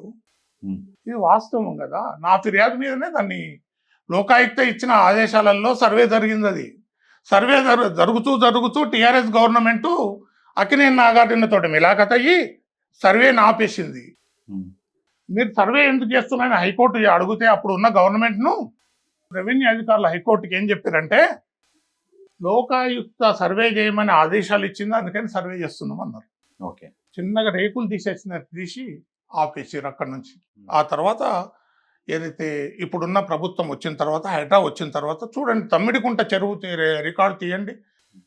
ఆ రోజే మేము దాన్ని ప్రశ్నిస్తూ పోయిన నా దగ్గర ఫోల్డర్స్ ఫైల్స్ అట్లనే ఉంటాయి. మీకెందుకు దాని మీద దృష్టి పెట్టింది సార్? ఇన్కన్వెన్షన్ అనేది చెరువులో కట్టిండ్రు అనేది ఒక ఇరిగేషన్ యేసుబాబు అనే అతను నాకు ఆర్టీఐలో ఒక లెటర్ ఇచ్చాడు. ఏంది తమ్మిడికుంటది అని, ప్రహరీ చెరువులో ఉంది అని లెటర్ ఇస్తే దాన్ని బేస్ చేసుకొని నేను ఆర్టీఐలు పెడితే నిజంగా ఇది కబ్జా అయిందని చెప్పి ఆ తర్వాత లోకాయుక్తలు ఫైల్ చేసినాం, అనేక శాఖల్లో ఫైల్ చేసినాం. అంతకుముందు కూడా మేము అంటే దీనిలో మీకు వచ్చే సంతోషం ఏంటి సార్? అసలు ఒక చెరువును కాపాడితే భవిష్యత్తు తరానికి అది ఉపయోగపడుతుంది. చెరువు చుట్టుముట్టు 4-5 కిలోమీటర్లలో భూగర్భ జలాలు పెరుగుతాయి, మంచి వాతావరణం ఏర్పడుతుంది. పర్యావరణం అనేది భవిష్యత్తుకి ఇచ్చిన వాళ్ళం అవుతాం. ఇప్పుడు హైడ్రా ఏదైతే చేస్తుందో ఆ చెరువులను కాపాడే పని 20 ఏళ్ల కింద నుంచి మా జనం కోసం చేస్తూనే ఉంది, పోరాటాలు చేస్తూనే ఉంది. మరి ఇన్ని గవర్నమెంట్లు వచ్చాయి కదా సార్, బీఆర్ఎస్ పార్టీ ఉంది, ముందు టీడీపీ ఉంది, తర్వాత కాంగ్రెస్ వచ్చింది, ఇప్పుడు కాంగ్రెస్ వచ్చి హైడ్రా చేస్తుందని అంటున్నారు. మరి ఆ ముందు గవర్నమెంట్స్ అన్ని విఫలమైనాయి అంటారా ఇట్లాంటి యాక్షన్స్ తీసుకోవడంలో?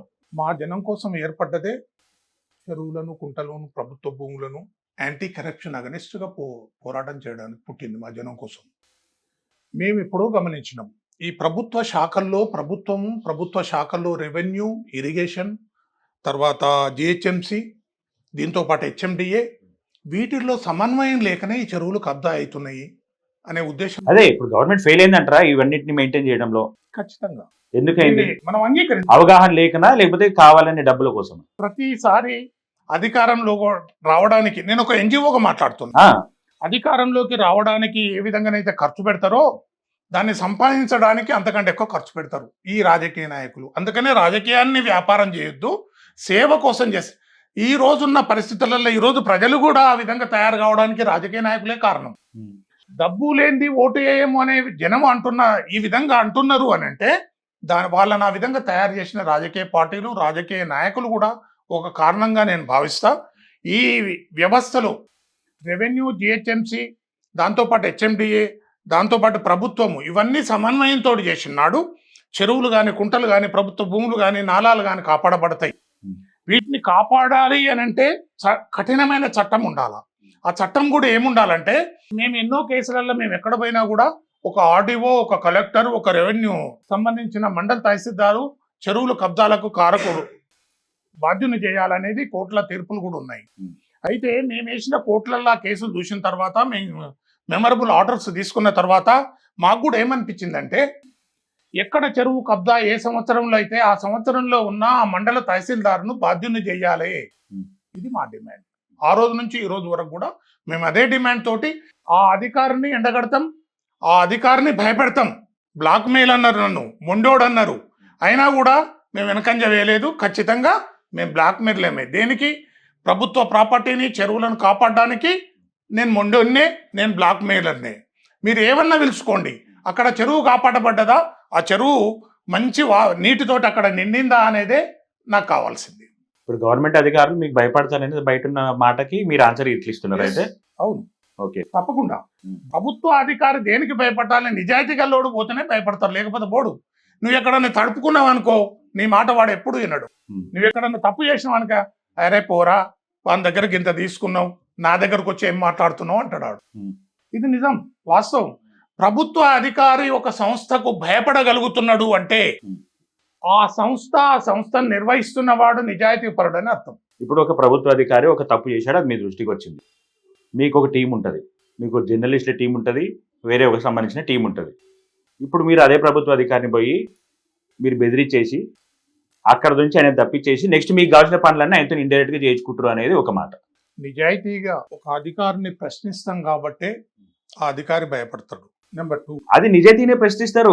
ఆయన చేసిన తప్పు మీ దృష్టికి వస్తే మీరు ప్రశ్నిస్తారు, కానీ దీన్ని అడ్డుగా పెట్టుకొని మీరు వేరే అక్రమాలకు పాల్పడతారు అనేది మాట. దృష్టాంతాలు చెప్తాను నేను. మంచి టీం ఉందా? జర్నలిస్టుల టీము ఇదంతా ఒక గ్యాంగ్ ఉందా మీకు? ఏం గ్యాంగ్ లేదు. లేదా? మా జనం కోసం చేసే సంస్థ సభ్యులు ఉంటారు, ఆ సభ్యులు చాలా నిజాయితీగా చేసేటోళ్ళే ఉంటారు. ఎక్కడ కూడా అలాంటి ఆ విధంగా బెదిరించే స్థితిలో మా టీం ఏం లేదు. ఏదున్నా మా జనం కోసం లెటర్ ప్యాడ్ పోయిందంటే అధికారి తప్పకుండా ఇది నిజాయితీ సంస్థ, ఈ పని చేయాలనుకుంటాడు. 2 ఉదాహరణలు చెప్తాను నేను మీకు. మా పక్కకే ఇప్పుడు మీరు చూసారు పార్కు, 27 years నుంచి దాని మీద పోరాటం చేసినాం.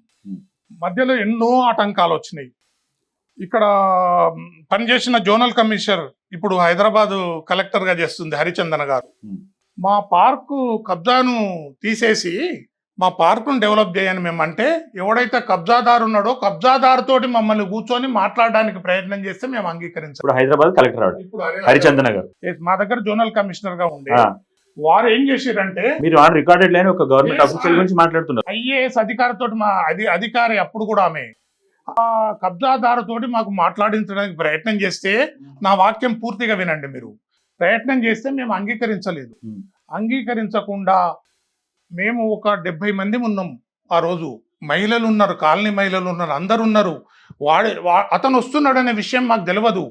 మమ్మల్ని కూడా పిలిచింది, అతనితోటి మాట్లాడించడానికి ప్రయత్నం చేస్తే మేము మాట్లాడకుంటే ఒక అక్రమ కేసు మా మీద పెట్టి, ఎవరు ఆవిడే హరిచందన మా మీద పెట్టించి, ఏసీపీ తోటి పెట్టించి, నేను 30 గంటలు చెర్లపల్లి జైల్లో ఉన్న వాళ్ళ ఆటంకాలు కలిగించిన అన్నందుకు 30 గంటలు నేను మా సభ్యుడు విష్ణుదత్ అని ఇద్దరము అతని మీద పెట్టబోతుంటే నేను పోలీస్ స్టేషన్ పోతే, అదే టీఆర్ఎస్ గవర్నమెంట్ కేటీఆర్ ఆధ్వర్యంలో కేటీఆర్, హరిచందన, ఇప్పుడున్న ఎమ్మెల్యే గాంధీ, ఈ ముగ్గురు కలిసి నా మీద ఒక అక్రమ కేసు పెట్టించారు.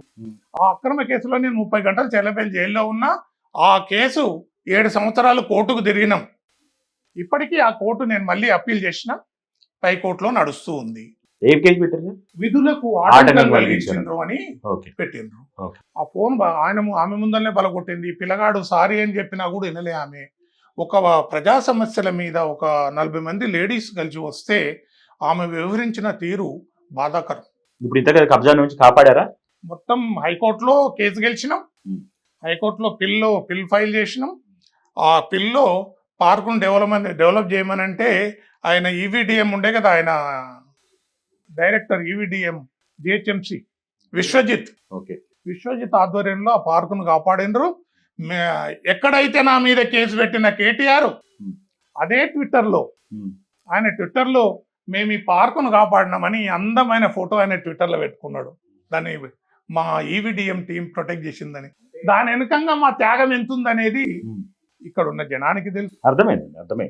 ఇప్పటికీ నేను మళ్ళీ కోర్టు కేసు ఇంకా పైకోర్టులో కొట్లాడుతూనే ఉన్నా. అంటే ఇప్పుడు కేటీఆర్ గారు, మీ స్థానిక ఎమ్మెల్యే ఆరిపూడి గాంధీ గారు కూడా ఇన్వాల్వ్ అయ్యేంత పెద్ద ఇష్యూ ఎందుకైంది? కబ్జా చేసిన అతను అప్పుడు బీఆర్ఎస్ లో ఉండే. కబ్జా అంటే బిల్డింగ్ ప్లాన్ చేశారా? 2 సార్లు పర్మిషన్ ఇచ్చారు. ఇక్కడ భారీ ఎత్తున పార్క్ లో ఉన్న భారీ ఎత్తున వృక్షాలను తీసేసిరు. ఆ వృక్షాలను తీసేస్తే కోవిడ్ టైంలో వృక్షాలు ఎవరైతే జేసీబీ పెట్టి వృక్షాలు లేపినోడు కోవిడ్ టైంలో దేవుడు తీసుకుపోయిండు వాళ్ళు. భారీ ఎత్తున పూజ పర్మిషన్ కూడా ఇచ్చేసారు. 2 సార్లు పర్మిషన్ ఇచ్చిండ్రు. 2018లో ట్రై చేసిండ్రు. ఆ. 2018లోనే మేము హైకోర్టులో కేసు గెలిచినాం. మళ్ళీ ఇప్పుడు ఏదో సివిల్ నేచర్ కింద మళ్ళా కుక్కడపల్లి కోర్టులో అవతల వాడు వేసిండు. మేము మళ్ళీ దానికి counter file. So BRS party అక్రమాలకు బాగా పాల్పడుతుంది అంటారు సార్ మీ ఉద్దేశంలో? తెలంగాణ ఉద్యమంలో ప్రత్యక్షంగా పార్టిసిపేట్ చేసిన నేను అనేక రోజులు 50 రోజులు దీక్ష కూడా చేసినాం. నా ఆరోగ్య సమస్య, నా కాలు కూడా తెలంగాణ ఉద్యమంలోనే ఇబ్బంది ఏర్పడ్డది. ఈ రోజు నేను ఇది నీ ఆపరేషన్ చేసుకున్నా అంటే తెలంగాణ ఉద్యమంలో చేసిన పోరాటంతోనే ఇది వచ్చింది. తెలంగాణ ఉద్యమంలో మేము ఒక నినాదం ఇచ్చేవాళ్ళం, గో బ్యాక్ ఆంధ్ర పాలన మాకొద్దు, ఆఖరికి నైజాం పాలన వచ్చినా పర్వాలేదు, మాకు తెలంగాణ కావాలి. అప్పుడు ఏంటంటే మళ్ళీ ఇక్కడ బాగా బెదిరించారు, ముస్లింలు ఇక్కడ ఎక్కువ ఉన్నారు, ముస్లింలు ఈ తెలంగాణను మీరు డామినేట్ చేస్తారు అని కూడా భయపెట్టినప్పుడు మాకు వీళ్ళ పాలన వచ్చినా పర్వాలేదు కానీ ఆంధ్ర వల్ల పాలన అవసరం లేదనుకొని పోరాటం చేసిన సందర్భంలో అందరు నినాదాలు ఇచ్చారు. కోదండరాం గారు అందరి ఆధ్వర్యంలో సాగరహారంలో ప్రతి దాంట్లో పార్టిసిపేట్ చేసినాం. తెలంగాణ తెచ్చుకున్నాం. తెలంగాణ వస్తే చాలు అన్ని కాపాడబడతాయి అనుకున్నాం. కానీ 10 ఏళ్ల టీఆర్ఎస్ పాలనలో రాష్ట్ర పాలన చిన్న భిన్నమైంది. ప్రభుత్వ భూములు, చెరువులు, కాలువలు, నాలాలు ప్రతి ఒక్కటి కబ్జాలకు గురైనాయి. 50 ఏళ్ల కాంగ్రెస్ పాలనలో జరిగింది 10 ఏళ్లలో పూర్తి స్థాయిలో తెలంగాణ నాశనమైంది అనేది నా భావన. ఓకే, మీ అబ్జర్వేషన్ లో అదే అంటారు. అందుకని నేను అంత తీవ్రంగా మరి అంత డెవలప్ అయింది కదండి. ఇప్పుడు బీఆర్ఎస్ రాక ముందుకి చాలా అంటే ఒక విలేజ్ ఎన్వైరన్మెంట్ లాగా అనిపిస్తుంది సిటీని అని అన్న వాళ్ళు ఇవాళ చూస్తే మొత్తం అబ్రాడ్, లండన్, అమెరికా లాగా ఉంది అంటున్నారు కదా. ల్యాండ్ రేట్లు పెరిగినాయి, ఇంత డెవలప్మెంట్ వచ్చింది, ఇన్ని కంపెనీలు వచ్చినాయి, ఇక్కడ ఇంతమందికి ఉపాధి కలిగింది కదా. అవి మీ దృష్టిలో కరెక్ట్ కాదంటారా? 10 లక్షల కోట్ల అప్పు ఉంది, అటు ఇటుగా 11 లక్షల కోట్ల అప్పు ఉంది. దాదాపు 1.5 కోట్లు కాళేశ్వరం, మననే పార్లమెంట్ లో మంత్రి గారు చెప్పారు, 1,00,000 కోట్లు కాళేశ్వరం నీటిలో కొట్టుకపోయినాయి అన్నారు. ఒక కేంద్ర మంత్రి పార్లమెంట్ లో ఆ విధంగా చెప్పిండంటే టిఆర్ఎస్ పాలన ఎట్లా జరిగిందో మనం అర్థం చేసుకోవచ్చు. కేవలం భవనాలను నిర్మించి అభివృద్ధి జరిగిందనేది వాస్తవం కాదు. ఏ విధంగా నువ్వు చేసిన పెట్టుబడి అభివృద్ధి కోసం, జనం కోసం ఎంత ఉపయోగపడుతుంది అనేది ఆలోచన చేయకుండా టిఆర్ఎస్ పాలన ఖచ్చితంగా కాంట్రాక్టుల కోసం, కమిషన్ల కోసం మాత్రమే జరిగింది. ఆ కుటుంబ చుట్టుముట్టున్న మంది మార్బలం అందరూ బాగుపడ్డారు, జనం మాత్రం బాగుపడలేననేది నా భావన. మరి ఇప్పుడు మీ స్థానిక ఎమ్మెల్యే ఉన్నారు కదా ఆర్పిడి గాంధీ గారు, ఆయన 2 సార్లు బీఆర్ఎస్ పార్టీ నుంచే గెలిచారు కదా సార్. బీఆర్ఎస్ మీద అంత ఎవర్షన్ ఉంటే ఆయన గెలవాడు కదా. ఇక్కడ చాలా మంది కార్పొరేట్లు కూడా బీఆర్ఎస్ నుంచి గెలిచిన వాళ్ళు ఉన్నారు కదా. మొదటిసారి ఆయన గెలిచినప్పుడు బీజేపీ మద్దతు కూడా ఉన్నది. ఓకే, ఆ విధంగా గెలిచి ఎట్లా బీజేపీ మద్దతు ఎట్లున్నది? అప్పుడు కలిసి పోటీ చేశారు. బీఆర్ఎస్ బీజేపీనా? No, TDP. అప్పట్లో అంటున్నారా? ఫస్ట్ టైం టీడీపీ నుంచి గెలిచినప్పుడు అంటున్నారా? టీడీపీ నుంచి అవును, అది ఓకే. ఆ తర్వాత బీఆర్ఎస్ నుంచి గెలిచారు కదా, మళ్ళీ బీఆర్ఎస్ నుంచి గెలిచారు. 3 టైమ్స్ కదా గెలిచారు. 3 సార్లు గెలిచిండు. అవును, 3 సార్లు గెలిచినా ఇప్పుడు ఏ పార్టీలో ఉన్నానే ఖచ్చితంగా చెప్పారు. అది సరే, బట్ బీఆర్ఎస్ మీద అంత ఎవర్షన్ ఉంటే పబ్లిక్ ఎందుకు బీఆర్ఎస్ పార్టీకి ఓటేశారు సిటీ లిమిట్స్ లో అంటున్నా. ఇప్పటి పరిస్థితులు, అధికార పార్టీ హైదరాబాద్ లో ఒక ఇదే కాదు కదా, హైదరాబాద్ లో చాలా వరకు లీడ్ చేసింది. అనేక కారణాలు ఉన్నాయి గెలవడానికి. ఇక్కడ ఉన్న సెటిలర్స్ అనుకోండి, అందరూ బీఆర్ఎస్ తరఫున నిలబడ్డారు కాబట్టి ఓట్లు పడ్డాయి, ప్రజలు వేసారు కాబట్టి గెలిచింది. అట్లా కదా సార్, మీరు చెప్పిన ఇష్యూస్ ఉన్నాయి కదా, అవి విలేజెస్ లో ఉండే వాళ్ళకి అంత నాలెడ్జ్ ఉండదు, వాళ్ళకి అంత అవగాహన ఉండదు. కానీ ఇక్కడ సిటీ లిమిట్స్ లో ఉన్న వాళ్ళకి ప్రతిదీ కనపడతా ఉంటది, తెలుస్తూ ఉంటది, అన్నిటి మీద ఇది ఉంటుంది, నాలెడ్జ్ ఉంటుంది కదా. మరి అంత బీఆర్ఎస్ పార్టీ ఇంత విచ్చలుడిగా అక్రమాలు చేసుకుంటూ పోతే సిటీలో ఉన్నట్టు తెలుస్తుంది కదా. కానీ సిటీ లిమిట్స్ లోనే బీఆర్ఎస్ పార్టీ బాగా ఎందుకు గెలిచింది అంటున్నా. అప్పుడు గెలిచిన వాళ్ళ దాంట్లో అధికారం, ఆర్థికం రెండూ పనిచేసినాయి. మిగతా వాళ్ళు ఆ స్థాయిలో చేయలేకపోయారు కాబట్టి వాళ్ళు గెలవగలిగారు. మిగతా జిల్లాలలో మొత్తం రాలేదు కదా. అవును, ఈ హైదరాబాద్ నగరంలో ఒక వాతావరణం అన్ని ఒక వేవ్ వచ్చింది కాబట్టి గెలవగలిగారు. ఆ వేవ్ను ప్రతిపక్షం సూచించలేకపోయింది. కాంగ్రెస్ పార్టీ మీద మీ ఒపీనియన్ ఏంటి సార్? కాంగ్రెస్ పార్టీ ఈ రోజు ఒక కుటుంబ పార్టీ. కాంగ్రెస్ పార్టీ సిద్ధాంతం లేని పార్టీ, ఒక ఐడియాలజీ లేదు, కేవలం మతాల మధ్య చిచ్చు పెట్టి కాంగ్రెస్ పార్టీ మతాల మధ్య చిచ్చు పెడుతుంది. ఓట్ల కోసం ఏమంటుంది కాంగ్రెస్ పార్టీ? ముస్లింలకు అనుకూలమైన మతాల మధ్య చిచ్చు పెడుతున్న పార్టీ బీజేపీని అని అంటా నేను, కాదంటారా మీరు?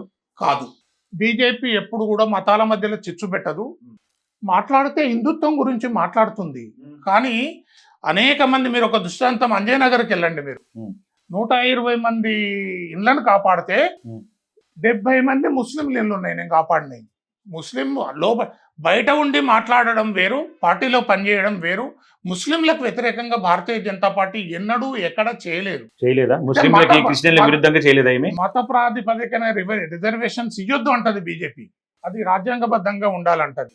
సుప్రీంకోర్టు ఏం చెప్పిందో అదే మాట్లాడింది. కానీ రాజ్యాంగానికి వ్యతిరేకంగా బీజేపీ ఎక్కడ చేయలే. సరే, వక్ఫ్ బోర్డు ఎందుకు రద్దు చేశారు? వక్ఫ్ బోర్డు ద్వారా భూ ఆక్రమణలు ఎక్కువ చేస్తున్నారు. ఇప్పుడు ఈ అపార్ట్మెంట్ ఉంది, నేనున్న అపార్ట్మెంట్ ఉంది, వక్ఫ్ బోర్డు అతను వచ్చి ఇగో ఇది వక్ఫ్ బోర్డులో ఉంది అని అంటే అయిపోయినా, దీనికి డాక్యుమెంట్కి నేను చూపించాల్సిన అవసరం లేదా? అందుకే చట్టం చేసింది. అంతేగాని అది ముస్లింస్ కి విరుద్ధమైన యాక్ట్ ఏం కాదంట. అందులో తప్పున్నప్పుడు ముస్లింసే వ్యతిరేకించారండి. అది మీరు చూడండి, సుప్రీంకోర్టులో కేసులు వేసింది ముస్లింస్ ఉన్నారు. అంటే సాధారణ ముస్లింస్ కూడా అన్యాయమే జరుగుతుంది అక్కడ. ఒకవేళ వక్ఫ్ బోర్డు ఆస్తి నిజమైందే అయితే భారతీయ జనతా పార్టీ ఏం అభ్యంతరం చెప్పదు. ప్రతి దగ్గర పోయి ఒక బోర్డు పెట్టేసి ఇది వక్ఫ్ బోర్డు బాడీ అంటే కాదు కదా. ఇక్కడ బోర్డు పెట్టినప్పుడు ఆ ల్యాండ్కు సంబంధించిన డాక్యుమెంట్స్ అని చూపించాలా. గతంలో ఉన్న చట్టంలో ఏం చూపించాలి? వక్ఫ్ బోర్డు అంటే వక్ఫ్ బోర్డుకి చెంతదా? అట్లా కాదు కదా. ఇది నా ప్రాపర్టీ, పక్కది పార్క్ ఉంది, పార్కు నేను 26 ఏళ్ళు కొట్లాడినప్పుడు దాని డాక్యుమెంట్స్ చూపిస్తేనే కదా నేను హైకోర్టులో గెలిచింది. రేపు వక్ఫ్ బోర్డు కూడా రేపటి నాడు గదే చేయాల్సి వస్తుంది, గదే చట్టం. క్రిస్టియన్స్ మీద ఏమి యాంటీకి వెళ్ళట్లేదు అంటారా బీజేపీ పార్టీ? దాంట్లో కూడా కొన్ని సవరణలు తీసుకొచ్చింది కదా సార్, ఈ మత మార్పిడులు వీటి మీద. మత మార్పిడుల మీద భారతీయ జనతా పార్టీ సవరణలు ఏం తేలేదే. సుప్రీంకోర్టు జడ్జిమెంట్స్ ఇచ్చింది. హిందువుగా ఉన్నవాడు ఒకవేళ క్రిస్టియన్లుగా మారితే బీసీ కిందకి వస్తుంది, ఎస్సీ ఎస్టీ అట్రాసిటీ చట్టం వర్తించదు అని సుప్రీంకోర్టు చెప్పింది. ఆంధ్రప్రదేశ్ హైకోర్టు కేసులో సుప్రీంకోర్టు చెప్పింది. కానీ భారతీయ జనతా పార్టీ చట్టాన్ని మత ప్రచారం చేయడం కూడా తప్పు అని అన్నారు. మత ప్రచారం మత మార్పిడులు వద్దన్నది బీజేపీ. తప్పే ఉంది. బలవంతంగా ఎట్లా జరిగితే మత మార్పిడి? ఇప్పుడు బీజేపీ పార్టీ హిందుత్వం గురించి ఇంత పబ్లిసిటీ చేస్తుంది, హిందుత్వాన్ని ఇంత సపోర్ట్ చేస్తుంది, అట్లా క్రిస్టియన్స్ కూడా వాళ్ళ దేవుడి గురించి వాళ్ళ భక్తి గురించి వాళ్ళు చెప్పుకోవడంలో తప్పేముంది? ప్రలోభ పెట్టడం, విదేశీ నిధులను తెచ్చి మతాంతరీకరణ చేయడం, మోసం చేసి మతం మార్చడం. ఏ మోసం చేసి? స్కూళ్ళ పేరు మీద, సేవ పేరు మీద, డబ్బు పేరు మీద అనేక రకాలుగా మీకు ఇక్కడ తారతమ్యాలు లేకుండా ఉంటదనే ప్రలోభ పెట్టి మతం మారుస్తారు. సరే, అది ఏదోటి వాళ్ళు మనం చెప్తారు, కానీ భయపెట్టయితే చేయట్లేదు కదా, బలవంతంగా అయితే చేయట్లేదు కదా. సో దాన్ని వాళ్ళు ఎందుకు బీజేపీ ఎందుకు విరుద్ధంగా వెళ్తుంది అంటున్నారు? హిందుత్వాన్ని కాపాడతానిక? మతం అనేది నా యొక్క ఆచరణ ఎట్లుంటదో ఎవరిష్టం వాళ్ళది. కానీ బలవంతంగా మత మార్పిడి, అదే బలవంతం ఎట్లా అంటున్నా నేను, బలవంతం ఎట్లా అనండి. రెండవ పదం ప్రలోభ పెట్టి. ప్రలోభం అంటే డబ్బు ద్వారానో, సేవ ద్వారానో, ఆరోగ్యం ద్వారానో ఎన్ని రకాలు ఉన్నాయి, మనం ఎన్నో చూస్తున్నాం. ఎక్కడెక్కడెక్కడ ఎన్ని ఘోరాలు జరుగుతున్నాయి. కాదండి, ఇప్పుడు ఏ విధంగా ప్రలోభ పెడతారు? ఒక మనిషి హిందూ ఉన్నాడు, ఆయన క్రిస్టియన్ గా మారమని ఏమని ప్రలోభిస్తారు? అతను ఆర్థిక పరిస్థితి బాగలేనప్పుడు, బాగాలేని వాళ్ళే పోతున్నారు. అదే చెప్తున్నా, ఆర్థికంగా ప్రలోభ పెట్టడం అదొకటి. తర్వాత విదేశీ, ఈ మధ్య ఎన్నో ఎన్జిఓలను బ్యాన్ చేసింది. వచ్చే వాటి ద్వారా ప్రలోభ పెట్టడం అనేది అదే. డబ్బుతో బలవంతం కాదు, ప్రలోభం. ప్రలోభం రెండు వస్తాయి అక్కడ. ప్రలోభ పెట్టిన తర్వాత వాళ్ళు నిజాయితీగా మళ్ళీ రిటర్న్ రావాలనుకున్నప్పుడు బలవంతం కూడా జరుగుతుంది అక్కడ, భయపెట్టడం. ఇలాంటి అనేక రకాలు ఉన్నాయి ఇందులో. దాన్ని బీజేపీ వ్యతిరేకిస్తుంది. ఎవరైనా నేను మార్చుకున్నా, నేను చర్చిపోతా అంటే దాన్ని పట్టి లాక్కొచ్చేది ఏం లేదు కదా, ఇష్టంతో పోయేవాడిని. దాంట్లో ఎలాంటి అభ్యంతరం లేదు. కానీ ఇష్టం లేకుండా ఏదైతే లాలూచి చూపి మతం మార్చడం, దాన్ని బీజేపీ వ్యతిరేకిస్తుంది. సరే, వాటి మీద వ్యతిరేకత చూపిస్తున్నారు. అట్లానే హిందువుగా ఒక వ్యక్తి ఉంటే గనక అతనికి ఆ హిందుత్వం మీద ఇంకా వాల్యూస్ పెరిగి అసలు ముందు మారాలనే ఆలోచన కూడా రాకుండా ఉండే అట్లాంటి ప్లాన్స్ చేస్తున్నారా బీజేపీ? ఆ ప్లాను పైన ఉన్న ఏదైతే ఉందో యంత్రాంగం చేయాల్సింది. అది మనం ఉన్నంత వరకు అందరితో ప్రేమగా ఉండడం, కుల మత తారతమ్యం లేకుండా, విభేదం లేకుండా అందరితోటి కలిసిపోవడానికే ప్రతి హిందువు ప్రయత్నం చేస్తాడు. ఎక్కడైతే నీ యొక్క ఉనికి మీద ఇబ్బంది జరిగినప్పుడు, ఉనికి మీద దాడి జరిగినప్పుడు దాన్ని ఎదుర్కోవడం అంటే అది భాషతో కానీ మంచిగా చెప్పడంతో కానీ మార్పు తేవడానికి ప్రయత్నం చేస్తారు. అదే ఆర్ఎస్ఎస్ చేస్తుంది, బీజేపీ చేస్తుంది, విహెచ్పి చేస్తుంది, అన్నీ చేస్తున్నాయి. దాంట్లో ఒక భాగంగానే హిందూ మతాన్ని రక్షించుకోవడం తప్పేం తప్పేం కాదు. లేదు. అదే అంటున్నా. ఇప్పుడు వేరే వాళ్ళు వచ్చి మారుస్తున్నారు, వాళ్ళ మీద యాక్షన్ తీసుకుంటున్నారు. మన వాళ్ళు అసలు మారకుండా ఉండేలాంటి కార్యాచరణ ఏమన్నా తీసుకుంటే బాగుంటది కదా. ఏమైనా సభలు పెట్టు, లేకపోతే అవేర్నెస్ ప్రోగ్రామ్స్ చేసు, మీరు మన ఇన్ని- ధర్మాన్ని ఇంకా మీరు ఇన్ని ప్రశ్నలు నన్ను వేశారు. నేను ఒక్క ప్రశ్న మిమ్మల్ని అడగండి. గవర్నమెంట్ రికార్డులలో 2% క్రిస్టియన్లు ఉన్నారు అని ఉంది. ఉమ్. మరి ఇప్పుడు 28% చర్చిలల్లా అక్కడిక్కడ మనకు కనిపిస్తున్నారు కదా. హిందువుల్లో ఉన్న ఎస్సీ సర్టిఫికేట్ తోటి వాళ్ళు అదే విధంగా ప్రభుత్వ ఫలాలు పొందుతున్నారు. అన్య మతానికి పోయినప్పుడు దీని మీదనే సుప్రీంకోర్టు వ్యాఖ్యానించింది. మీరు అక్కడ పోయినప్పుడు చట్టంలో ఏముందో దాన్ని చేయమని అంటుంది. అది జరగట్లేదు కదా. ఓట్ల లాలూచితోటి దాన్ని వాస్తవాలు ఏంటి అనేది కరెక్ట్ సర్వే జరగాల. అది చేయించచ్చు కదా అంటున్నా. మొన్న ప్రభుత్వం చేసింది, రాష్ట్ర ప్రభుత్వం సర్వే. అందులో కాలమ్స్ ఎందుకు తీసేశారు? క్రిస్టియన్లనే కాలం ఎందుకు తీసేశారు? ఎందుకు చేయలేదు? ఓట్ల కోసం రాజకీయాలు నడిచినన్ని రోజులు ఇవన్నీ ఉంటాయి. తప్పు. వాటిని ఎదుర్కోవాల్సిందే. ఎవరి ఉనికిని ఏ మతం ఉనికి వాళ్ళు, ఏ పార్టీ ఉనికి వాళ్ళు కాపాడుకోవాల్సిన అవసరం ఉంది. కిషన్ రెడ్డి గారికి మీరంటే ఎందుకు బాగా ఎక్కువ ఇష్టం? కిషన్ రెడ్డి గారు ఒక కార్యకర్త. నాలాగనే చిన్న స్థాయి నుంచి ఆ స్థాయిలోకి ఎదిగిన వ్యక్తి. కిషన్ రెడ్డి గారు కార్యాలయంలో అగ్రనాయకులకు టీ అందించే వ్యక్తి. ఆ స్థాయి నుంచి పత్రికా విలేకరుల సమావేశం వస్తే పత్రికా విలేకరులకు టీ అందించిన వ్యక్తి. అంత కష్టపడి, అంత సిద్ధాంతపరంగా ఆ రోజు నుంచి ఈ రోజు వరకు కష్టపడుతున్న వ్యక్తి, జనాల్లో ఉన్న వ్యక్తి. ఆయనకు మీరంటే ఎందుకు ఇష్టం అంటున్నా? మీరంటే స్పెషల్ ఫోకస్ జనాల్లో ఉన్న వ్యక్తి, ఆ జనాల్లో ఉన్న వ్యక్తి కాబట్టి ఆయనంటే నాకు ఇష్టం, ఆయనంటే నేను ఇష్టపడతా. అదే విధంగా నేను ఒక కార్యకర్తగా ఈ కసిరెడ్డి కుటుంబము ఏదైతే విద్యార్థి దశ నుంచి ఈ రోజు వరకు నిరంతరంగా ఒక సిద్ధాంతపరంగా పనిచేస్తారు వీళ్ళు అనే ఆలోచనతోటి ఆయనకు తెలుసు కాబట్టి ఇష్టపడతాడు. అంటే మీరంటే మంచి స్పెషల్ ఫోకస్ అంటారు కదా ఆయనకి. స్పెషల్ ఫోకస్ అనేది ఏమి ఉండదు భారతీయ జనతా పార్టీలో. ఒక కార్యకర్త అంటే మీ మీద మంచి ఇంప్రెషన్. నేను అంటుంది రెగ్యులర్ గా కార్యకర్తలు చాలా మంది ఉంటారు కానీ నిష్ఠగా, మీరంటే చాలా రెస్పెక్ట్ఫుల్ గా మంచి ఒక ఉద్దేశం ఉందని అంటున్నాను నేను. నిష్ఠగా సిద్ధాంతపరంగా పనిచేసి అందరినీ ఆయన ప్రోత్సహిస్తాడు.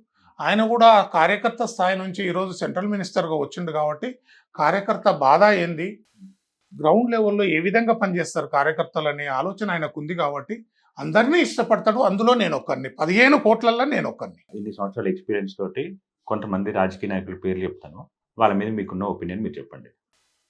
ఫస్ట్ కేసీఆర్ గారు. స్వార్థపరుడు.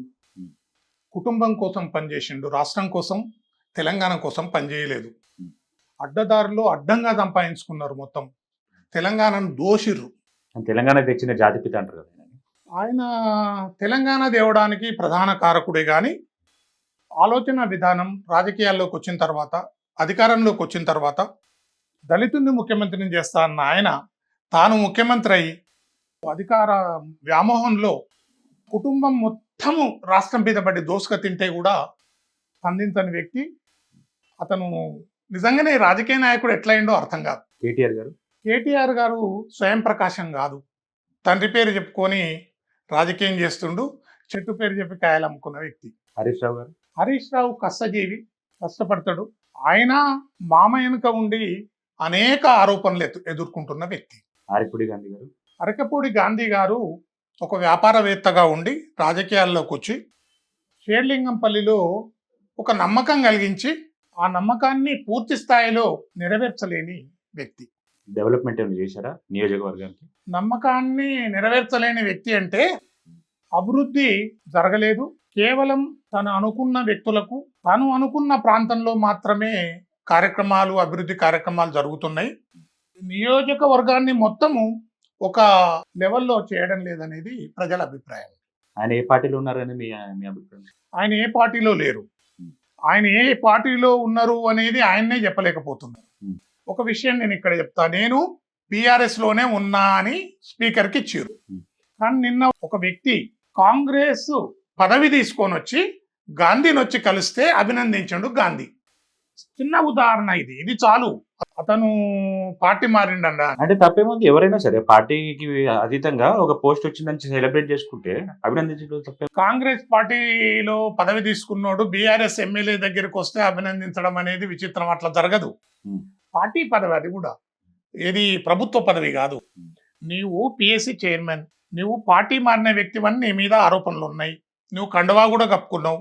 ఆ కండువాను దేవుని కండువా అన్నావు. కానీ కనీసం నువ్వు బీఆర్ఎస్ కార్యక్రమాలకు పోవట్లేదు, ఎక్కడ పోవట్లేదు. నువ్వు కాంగ్రెస్ కార్యక్రమాలకే పోతున్నావు. నీ దగ్గర అంతా కాంగ్రెస్ వాళ్ళే ఉన్నారు. నేను అటు ఇటు కాకుండా గోడ మీద ఉన్న వ్యక్తివి నువ్వు. బీఆర్ఎస్లో నువ్వు ఉన్నావని ఒక ఎమ్మెల్యే చెప్తూ కాంగ్రెస్ పదవులు తీసుకున్న వాళ్ళకు నీ దగ్గరకు వచ్చి నీ అభినందనలు చెప్తున్నావు. నువ్వు స్పష్టంగా అక్కడ అర్థమవుతుంది ఏంటంటే గోడ మీద పెళ్లి గాంధీ. గూడెం మైపాల్ రెడ్డి గారు గూడెం మైపాల్ రెడ్డి నిరంతరం ప్రజల్లో ఉన్నాడు, గెలుస్తున్నాడు, పార్టీలు మారుతున్నాడు. ఒక నిబద్ధత లేని మళ్ళీ వచ్చేసారు కదా బీఆర్ఎస్ లో. నిబద్ధత లేని వ్యక్తి, సిద్ధాంతం లేని వ్యక్తి, నిలకడ లేని వ్యక్తి, కేవలం ప్రజాప్రతినిధి కావాలనే లక్ష్యంతో పార్టీలు మారిన వ్యక్తి. ఇంకొక మాట బయట బాగా నానుతుంటది ఆయన గురించి, ల్యాండ్ కబ్జాలు చాలా చేస్తున్నారు అనేసి రీసెంట్ కూడా న్యూస్ ఏదో వస్తూ ఉన్నాయి. దాని మీద మీ అభిప్రాయం ఏంటి? అంటే మీరు ఆల్రెడీ ఈ రెవెన్యూలో బాగా పట్టుంది కాబట్టి అడుగుతున్నాను, మీ అభిప్రాయం ఏంటి దానిపైన? వాస్తవం అనే అనిపిస్తుంది. ఆయన తమ్ముడు ఈ మధ్య కాలంలో ఈడీ రైట్స్, మైనింగ్ ఇవన్నీ చూస్తుంటే నిజమే అనిపిస్తుంది. కానీ నాకెక్కడ తారసపడలే. మీరైతే డైరెక్ట్ గా ఎక్కడేమి చూడలేదు. నాకైతే తారసపడలే. రేవంత్ రెడ్డి గారి గురించి మీరు కష్టపడి ఆ స్థాయికి వచ్చిన వ్యక్తి. ఇంకేం చెప్పరా? యాజ్ అన్ అడ్మినిస్ట్రేటర్ గా కష్టపడి నిజంగా ఒక ఎమ్మెల్సీ, ఒక జెడ్పీసీ సభ్యుడు విత్ ఇన్ షార్ట్ పీరియడ్లో, చిన్న ఏజ్లో ఆ స్థాయికి పోయిందంటే అభినందించాల్సిన విషయమే. ఇక ఆ పార్టీలో ఆయన ఉంటాడు కాబట్టి ఆ పార్టీ వేదిక మీద మాట్లాడాల్సిందే. ఆయన మాట్లాడుతుంటాడు. రాజకీయ పార్టీలుగా ఎన్నైనా మాట్లాడుకొని కష్టపడి ముఖ్యమంత్రి అయిన వ్యక్తి. సీఎం గా ఆయన పరిపాలన ఎలా ఉంది? ఆయన ఏం చేయాలనుకున్నా కూడా ఆయన ఆర్థిక పరిస్థితి సరే ఆయనకు సహకరించదు. ఆయనే చెప్పిండు క్లియర్గా, నేను ఢిల్లీ పోయి ఏమన్నా కార్యక్రమాలు చేయాలి, అభివృద్ధి కార్యక్రమాల గురించి ఏదైనా ఫండ్ అడుగుదామంటే చులకనగా చూస్తుండ్రు అనేది ఒక మాట అన్నాడు. నేను అది చెప్పకపోవడమే మంచిది. నరేంద్ర మోడీ గారి గురించి ఈ దేశాన్ని విశ్వగురువుగా నిలబెట్టడానికి నిరంతరం కృషి చేస్తున్న వ్యక్తి నరేంద్ర మోడీ గారు. నరేంద్ర మోడీ గారిని ఆదర్శంగా తీసుకొని ఈరోజు యువత, భారతదేశంలో ఉన్న 40% యువత నరేంద్ర మోడీ గారి ఆదర్శాన్ని, ఆయన చేస్తున్న కష్టాన్ని, ఆయన చేస్తున్న దేశానికి చేస్తున్న సేవ, దాదాపు 30 దేశాలు ఆయనకు అవార్డులు, వాళ్ళ అత్యున్నత పురస్కారాలు ఇచ్చినాయి. అంటేనే ఈరోజు నరేంద్ర మోడీ గారి ఒక ఉన్నత స్థాయి, ఆయన చేస్తున్న కష్టాన్ని అందరూ అర్థం చేసుకోవాలి. నేను నరేంద్ర మోడీ గారి అభిమానిని, ఆయనను ఫాలో అవుతున్న వ్యక్తిని, ఆయనను ప్రేమిస్తున్న వ్యక్తిని. అమిత్ షా గారి గురించి అమిత్ షా గారు నరేంద్ర మోడీ గారికి వారసుడుగా ఈరోజు దేశాన్ని ఒక కంట్రోల్లో పెట్టిండు. ఖగార్ పేరు మీద నక్సలైట్లను ఏదైతే ఉన్నదో దాన్ని పూర్తి స్థాయిలో మార్చి ఎండింగ్ వరకు పూర్తి చేస్తా అన్నాడు. 60 ఏళ్లలో నక్సలైట్లను పెంచలేని కాంగ్రెస్ పార్టీ 10 ఏళ్లలో భారతీయ జనతా పార్టీ హోమ్ మినిస్టర్గా ఆయన చేయగలిగిండు అంటే నిజంగానే ఆయన సర్దార్ పటేల్ తర్వాత ఒక ఉక్కు మనిషిగా నేను అమిత్ షాని భావిస్తాను. యోగి ఆదిత్యనాథ్ గారు మంచి ముఖ్యమంత్రి.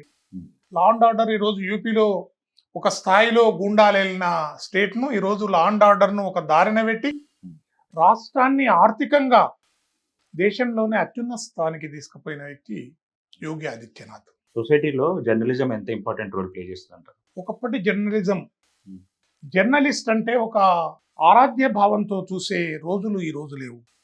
జర్నలిస్టులు కూడా ఈ కలుషిత సమాజంలో కలిసిపోయారు.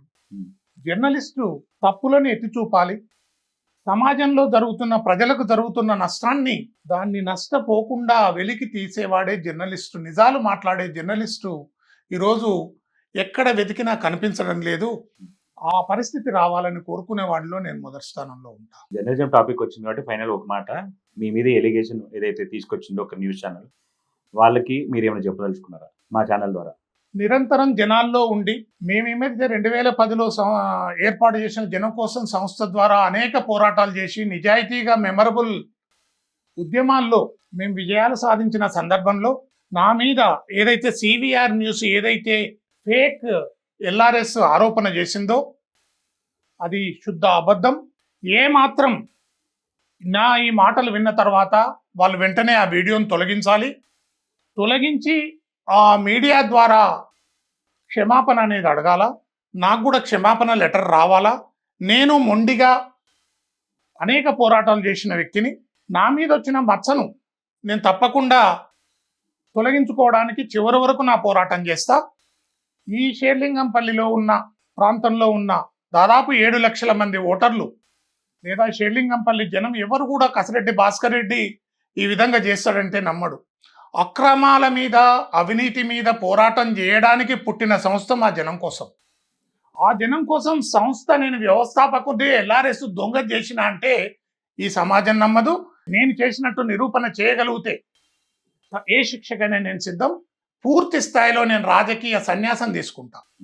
వెంటనే సివిఆర్ న్యూస్ యాజమాన్యం జరిగిన తప్పును సవరించుకోవాలని, జర్నలిజం అంటే ప్రజలకు ప్రభుత్వానికి వారధిగా పనిచేయాలి. జర్నలిజం అనేది జర్నలిస్టు కూడా ఒకప్పుడు ఓ గోరా శాస్త్రి గారి ఎడిటోరియల్ మనం చూసేవాళ్ళం. ఆంధ్రభూమి గోరా శాస్త్రి. నా చిన్నతనంలో 7వ తరగతిలో నేను ఎడిటోరియల్ చదివేవాడిని.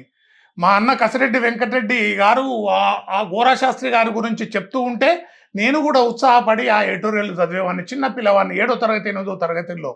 అది చూస్తుంటే ఈ దేశానికి సేవ చేయాలి, మంచి చేయాలనే తపనతోటే ఎదిగినాను తప్ప సమాజానికి చెడు చేసే అలవాటు ఎప్పుడు లేదు, ఉండదు, భవిష్యత్తులో ఉండదు అని చెప్తూ, ఒకవేళ ఎక్కడన్నా నిజంగానే నేను తప్పు చేసినట్టయితే పూర్తి స్థాయిలో సన్యాసం తీసుకుంటా. నోటీస్ కూడా ఇచ్చినట్టున్నారు కదా వాళ్ళకి. నేను లీగల్ టీంను సంప్రదించడం జరిగింది. మా లాయర్ ద్వారా సివిఆర్ న్యూస్ ఎండీకి, దానికి సంబంధించిన ఎడిటర్కు, యాంకర్కు, రిపోర్టర్లకు లీగల్ నోటీసులు వెళ్ళినాయి. వాళ్ళకు ఒక 7 రోజులు టైం ఇవ్వడం జరిగింది. వాళ్ళు ఇచ్చే సమాధానం ఆ తర్వాత ఒకవేళ వాళ్ళు సరైన స్పందిస్తేనేమో సరే, లేకుంటే మాత్రం రాష్ట్ర అత్యున్నత న్యాయస్థానంలో న్యాయం కోసం పోరాటం చేస్తాం. ఒక చిన్న మాట అంటే, ఎలిగేషన్ మీ ఒక్కరి మీద కాదు, మీకు లింక్ చేసి కొండా విజయ్ కుమార్ గారిని ఇంకోటి కూడా తీసుకొచ్చారు కదా. మీరు పర్సనల్గా కొండా విజయ్ కుమార్ గారి గురించి ఏం చెప్తారు? కొండా విజయ్ కుమార్ కు నాకు వ్యాపారంలో ఎలాంటి సంబంధాలు లేవు. ఆయన గురించి మీ ఒపీనియన్, మీరు ఇన్ని సంవత్సరాలు చూస్తున్నారు కాబట్టి మీ పర్సనల్ ఒపీనియన్. కొండా విజయ్ కుమార్ ఒక హోప్ ఫౌండేషన్ పేరు మీద అనేక సామాజిక కార్యక్రమాలు చేస్తూ ఉన్నాడు. అతను కొన్ని మంచి పనులు చేస్తుండు, ఈరోజు జనాలలోకి వెళ్తున్నారు. ఇటువంటి ఆరోపణలు చేసేటప్పుడు ఆధారాలతో చేయాలి. నేను ఆ సివిఆర్ న్యూస్ నా మీద ఏదైతే ఎలిగేషన్ వచ్చిన తర్వాత, అంతకుముందు నేను చూడకపోయేవాడిని, మొత్తం 20-30 వీడియోలు చూసినా కానీ పసలేని ఆరోపణలు, ఏదో కక్షపూరితంగా కక్షతోటి చేస్తున్నట్టు నాకు అనిపించింది ఆ వీడియోలు చూస్తే. కొండా విజయ్ కుమార్ మీద ఒక్క ఆరోపణ కూడా, వాళ్ళు చేసిన ఆరోపణలో సాక్ష్యాలు అయితే నాకు కనిపించలేదు. ఎక్కడ కనిపించలేదు. సివిఆర్ వాళ్ళు కొండా విజయ్ కుమార్ మీద చేసిన ఆరోపణలు అన్ని చూసిన నేను. ఎక్కడ కూడా కేవలం బట్టగాల్సి మీరేసినట్టే ఉన్నాయి కానీ ఎక్కడ కూడా ఆధారాలు నాకు కనిపించదు. ఆయన కూడా అలాంటి వ్యక్తి కాదని మీ పర్సనల్ ఒపీనియన్. ఏదున్న ఆధారంతో, ఇప్పుడు నా మీదైనా, కొండా విజయ్ కుమార్ మీద కానీ, ఇంకో నాగరాజు మీద కానీ, ఇంకొకరి మీద అయినా కానీ ఆధారం ఉంటేనే దానికి సంబంధించి విచారణ చేసిన తర్వాత అతను తప్పు చేస్తే తప్పే. నాదైనా, కొండా విజయ్ కుమార్ అయినా, నాగరాజు అయినా ఉట్టిగానే ఫేక్ వీడియోలు పెట్టి ఒక అల్లకల్లోలను సృష్టించడానికి ఒక టార్గెట్ తోటి చేస్తున్న జర్నలిజం, అది జర్నలిజమే కాదు. సో ఫైనల్గా మీరు ఒక పొలిటీషియన్ కూడా ఉన్నారు కాబట్టి నెక్స్ట్ జిహెచ్ఎం ఎలక్షన్స్ రాబోతున్నాయి. మీ నియోజక ప్రజలకు మీ సైడ్ నుంచి ఏమైనా మెసేజ్ ఇవ్వదలుచుకున్నారా? షేర్లింగంపల్లి ప్రాంతంలో భవిష్యత్తులో డీలిమిటేషన్ జరిగితే 4 నియోజకవర్గాలు ఖచ్చితంగా అయితాయనే ఆలోచనతోటి రాజకీయ నాయకులు మేము అందరం ఉన్నాం. భవిష్యత్తులో సేవ చేయడానికి ఉపయోగపడుతుంది. నియోజకవర్గం పెద్దదైతే దాని యొక్క అభివృద్ధి కార్యక్రమాలు కూడా సరైన విధంగా నడవవు. నియోజకవర్గం చిన్నగైతే అభివృద్ధి ఎక్కువ జరుగుతుందనే అభిప్రాయంతో ఉన్నాం. 4 నియోజకవర్గాలు అయిన తర్వాత షేర్లింగంపల్లిలో ఉన్న ఒక ఎమ్మెల్యే 4 ఎమ్మెల్యేలు అవుతారు. అప్పుడు ఇంకా అభివృద్ధి జరిగే అవకాశం ఉంది. దినదినం పార్టీ మారే వారిని, డబ్బులతోటి రాజకీయం చేస్తున్న వారిని, రాజకీయమే వ్యాపారం చేసిన వాళ్ళను దూరం పెట్టి మీకోసం, నియోజకవర్గ అభివృద్ధి కోసం నిజాయితీగా సిద్ధాంతపరంగా పనిచేసే వాళ్ళను గెలిపించుకోవాలని షేర్లింగంపల్లి నియోజకవర్గ ఓటర్లను నేను కోరుతున్నా. విలువైన టైం ఇచ్చి ఇవన్నీ మాతో షేర్ చేసినందుకు థ్యాంక్ యూ సో మచ్. ధన్యవాదాలు. మీ సిగ్నేచర్ స్టూడియో ఇంత సమయం ఇచ్చి ఇంత చక్కని కార్యక్రమం రికార్డు చేసి మా షేర్లింగంపల్లి ప్రజలకు కూడా ఒక మంచి దారిని, ఒక వాతావరణాన్ని కల్పించిన మీ సిగ్నేచర్ స్టూడియో చూసే ప్రేక్షకులకు అందరికీ ధన్యవాదాలు. Thank you.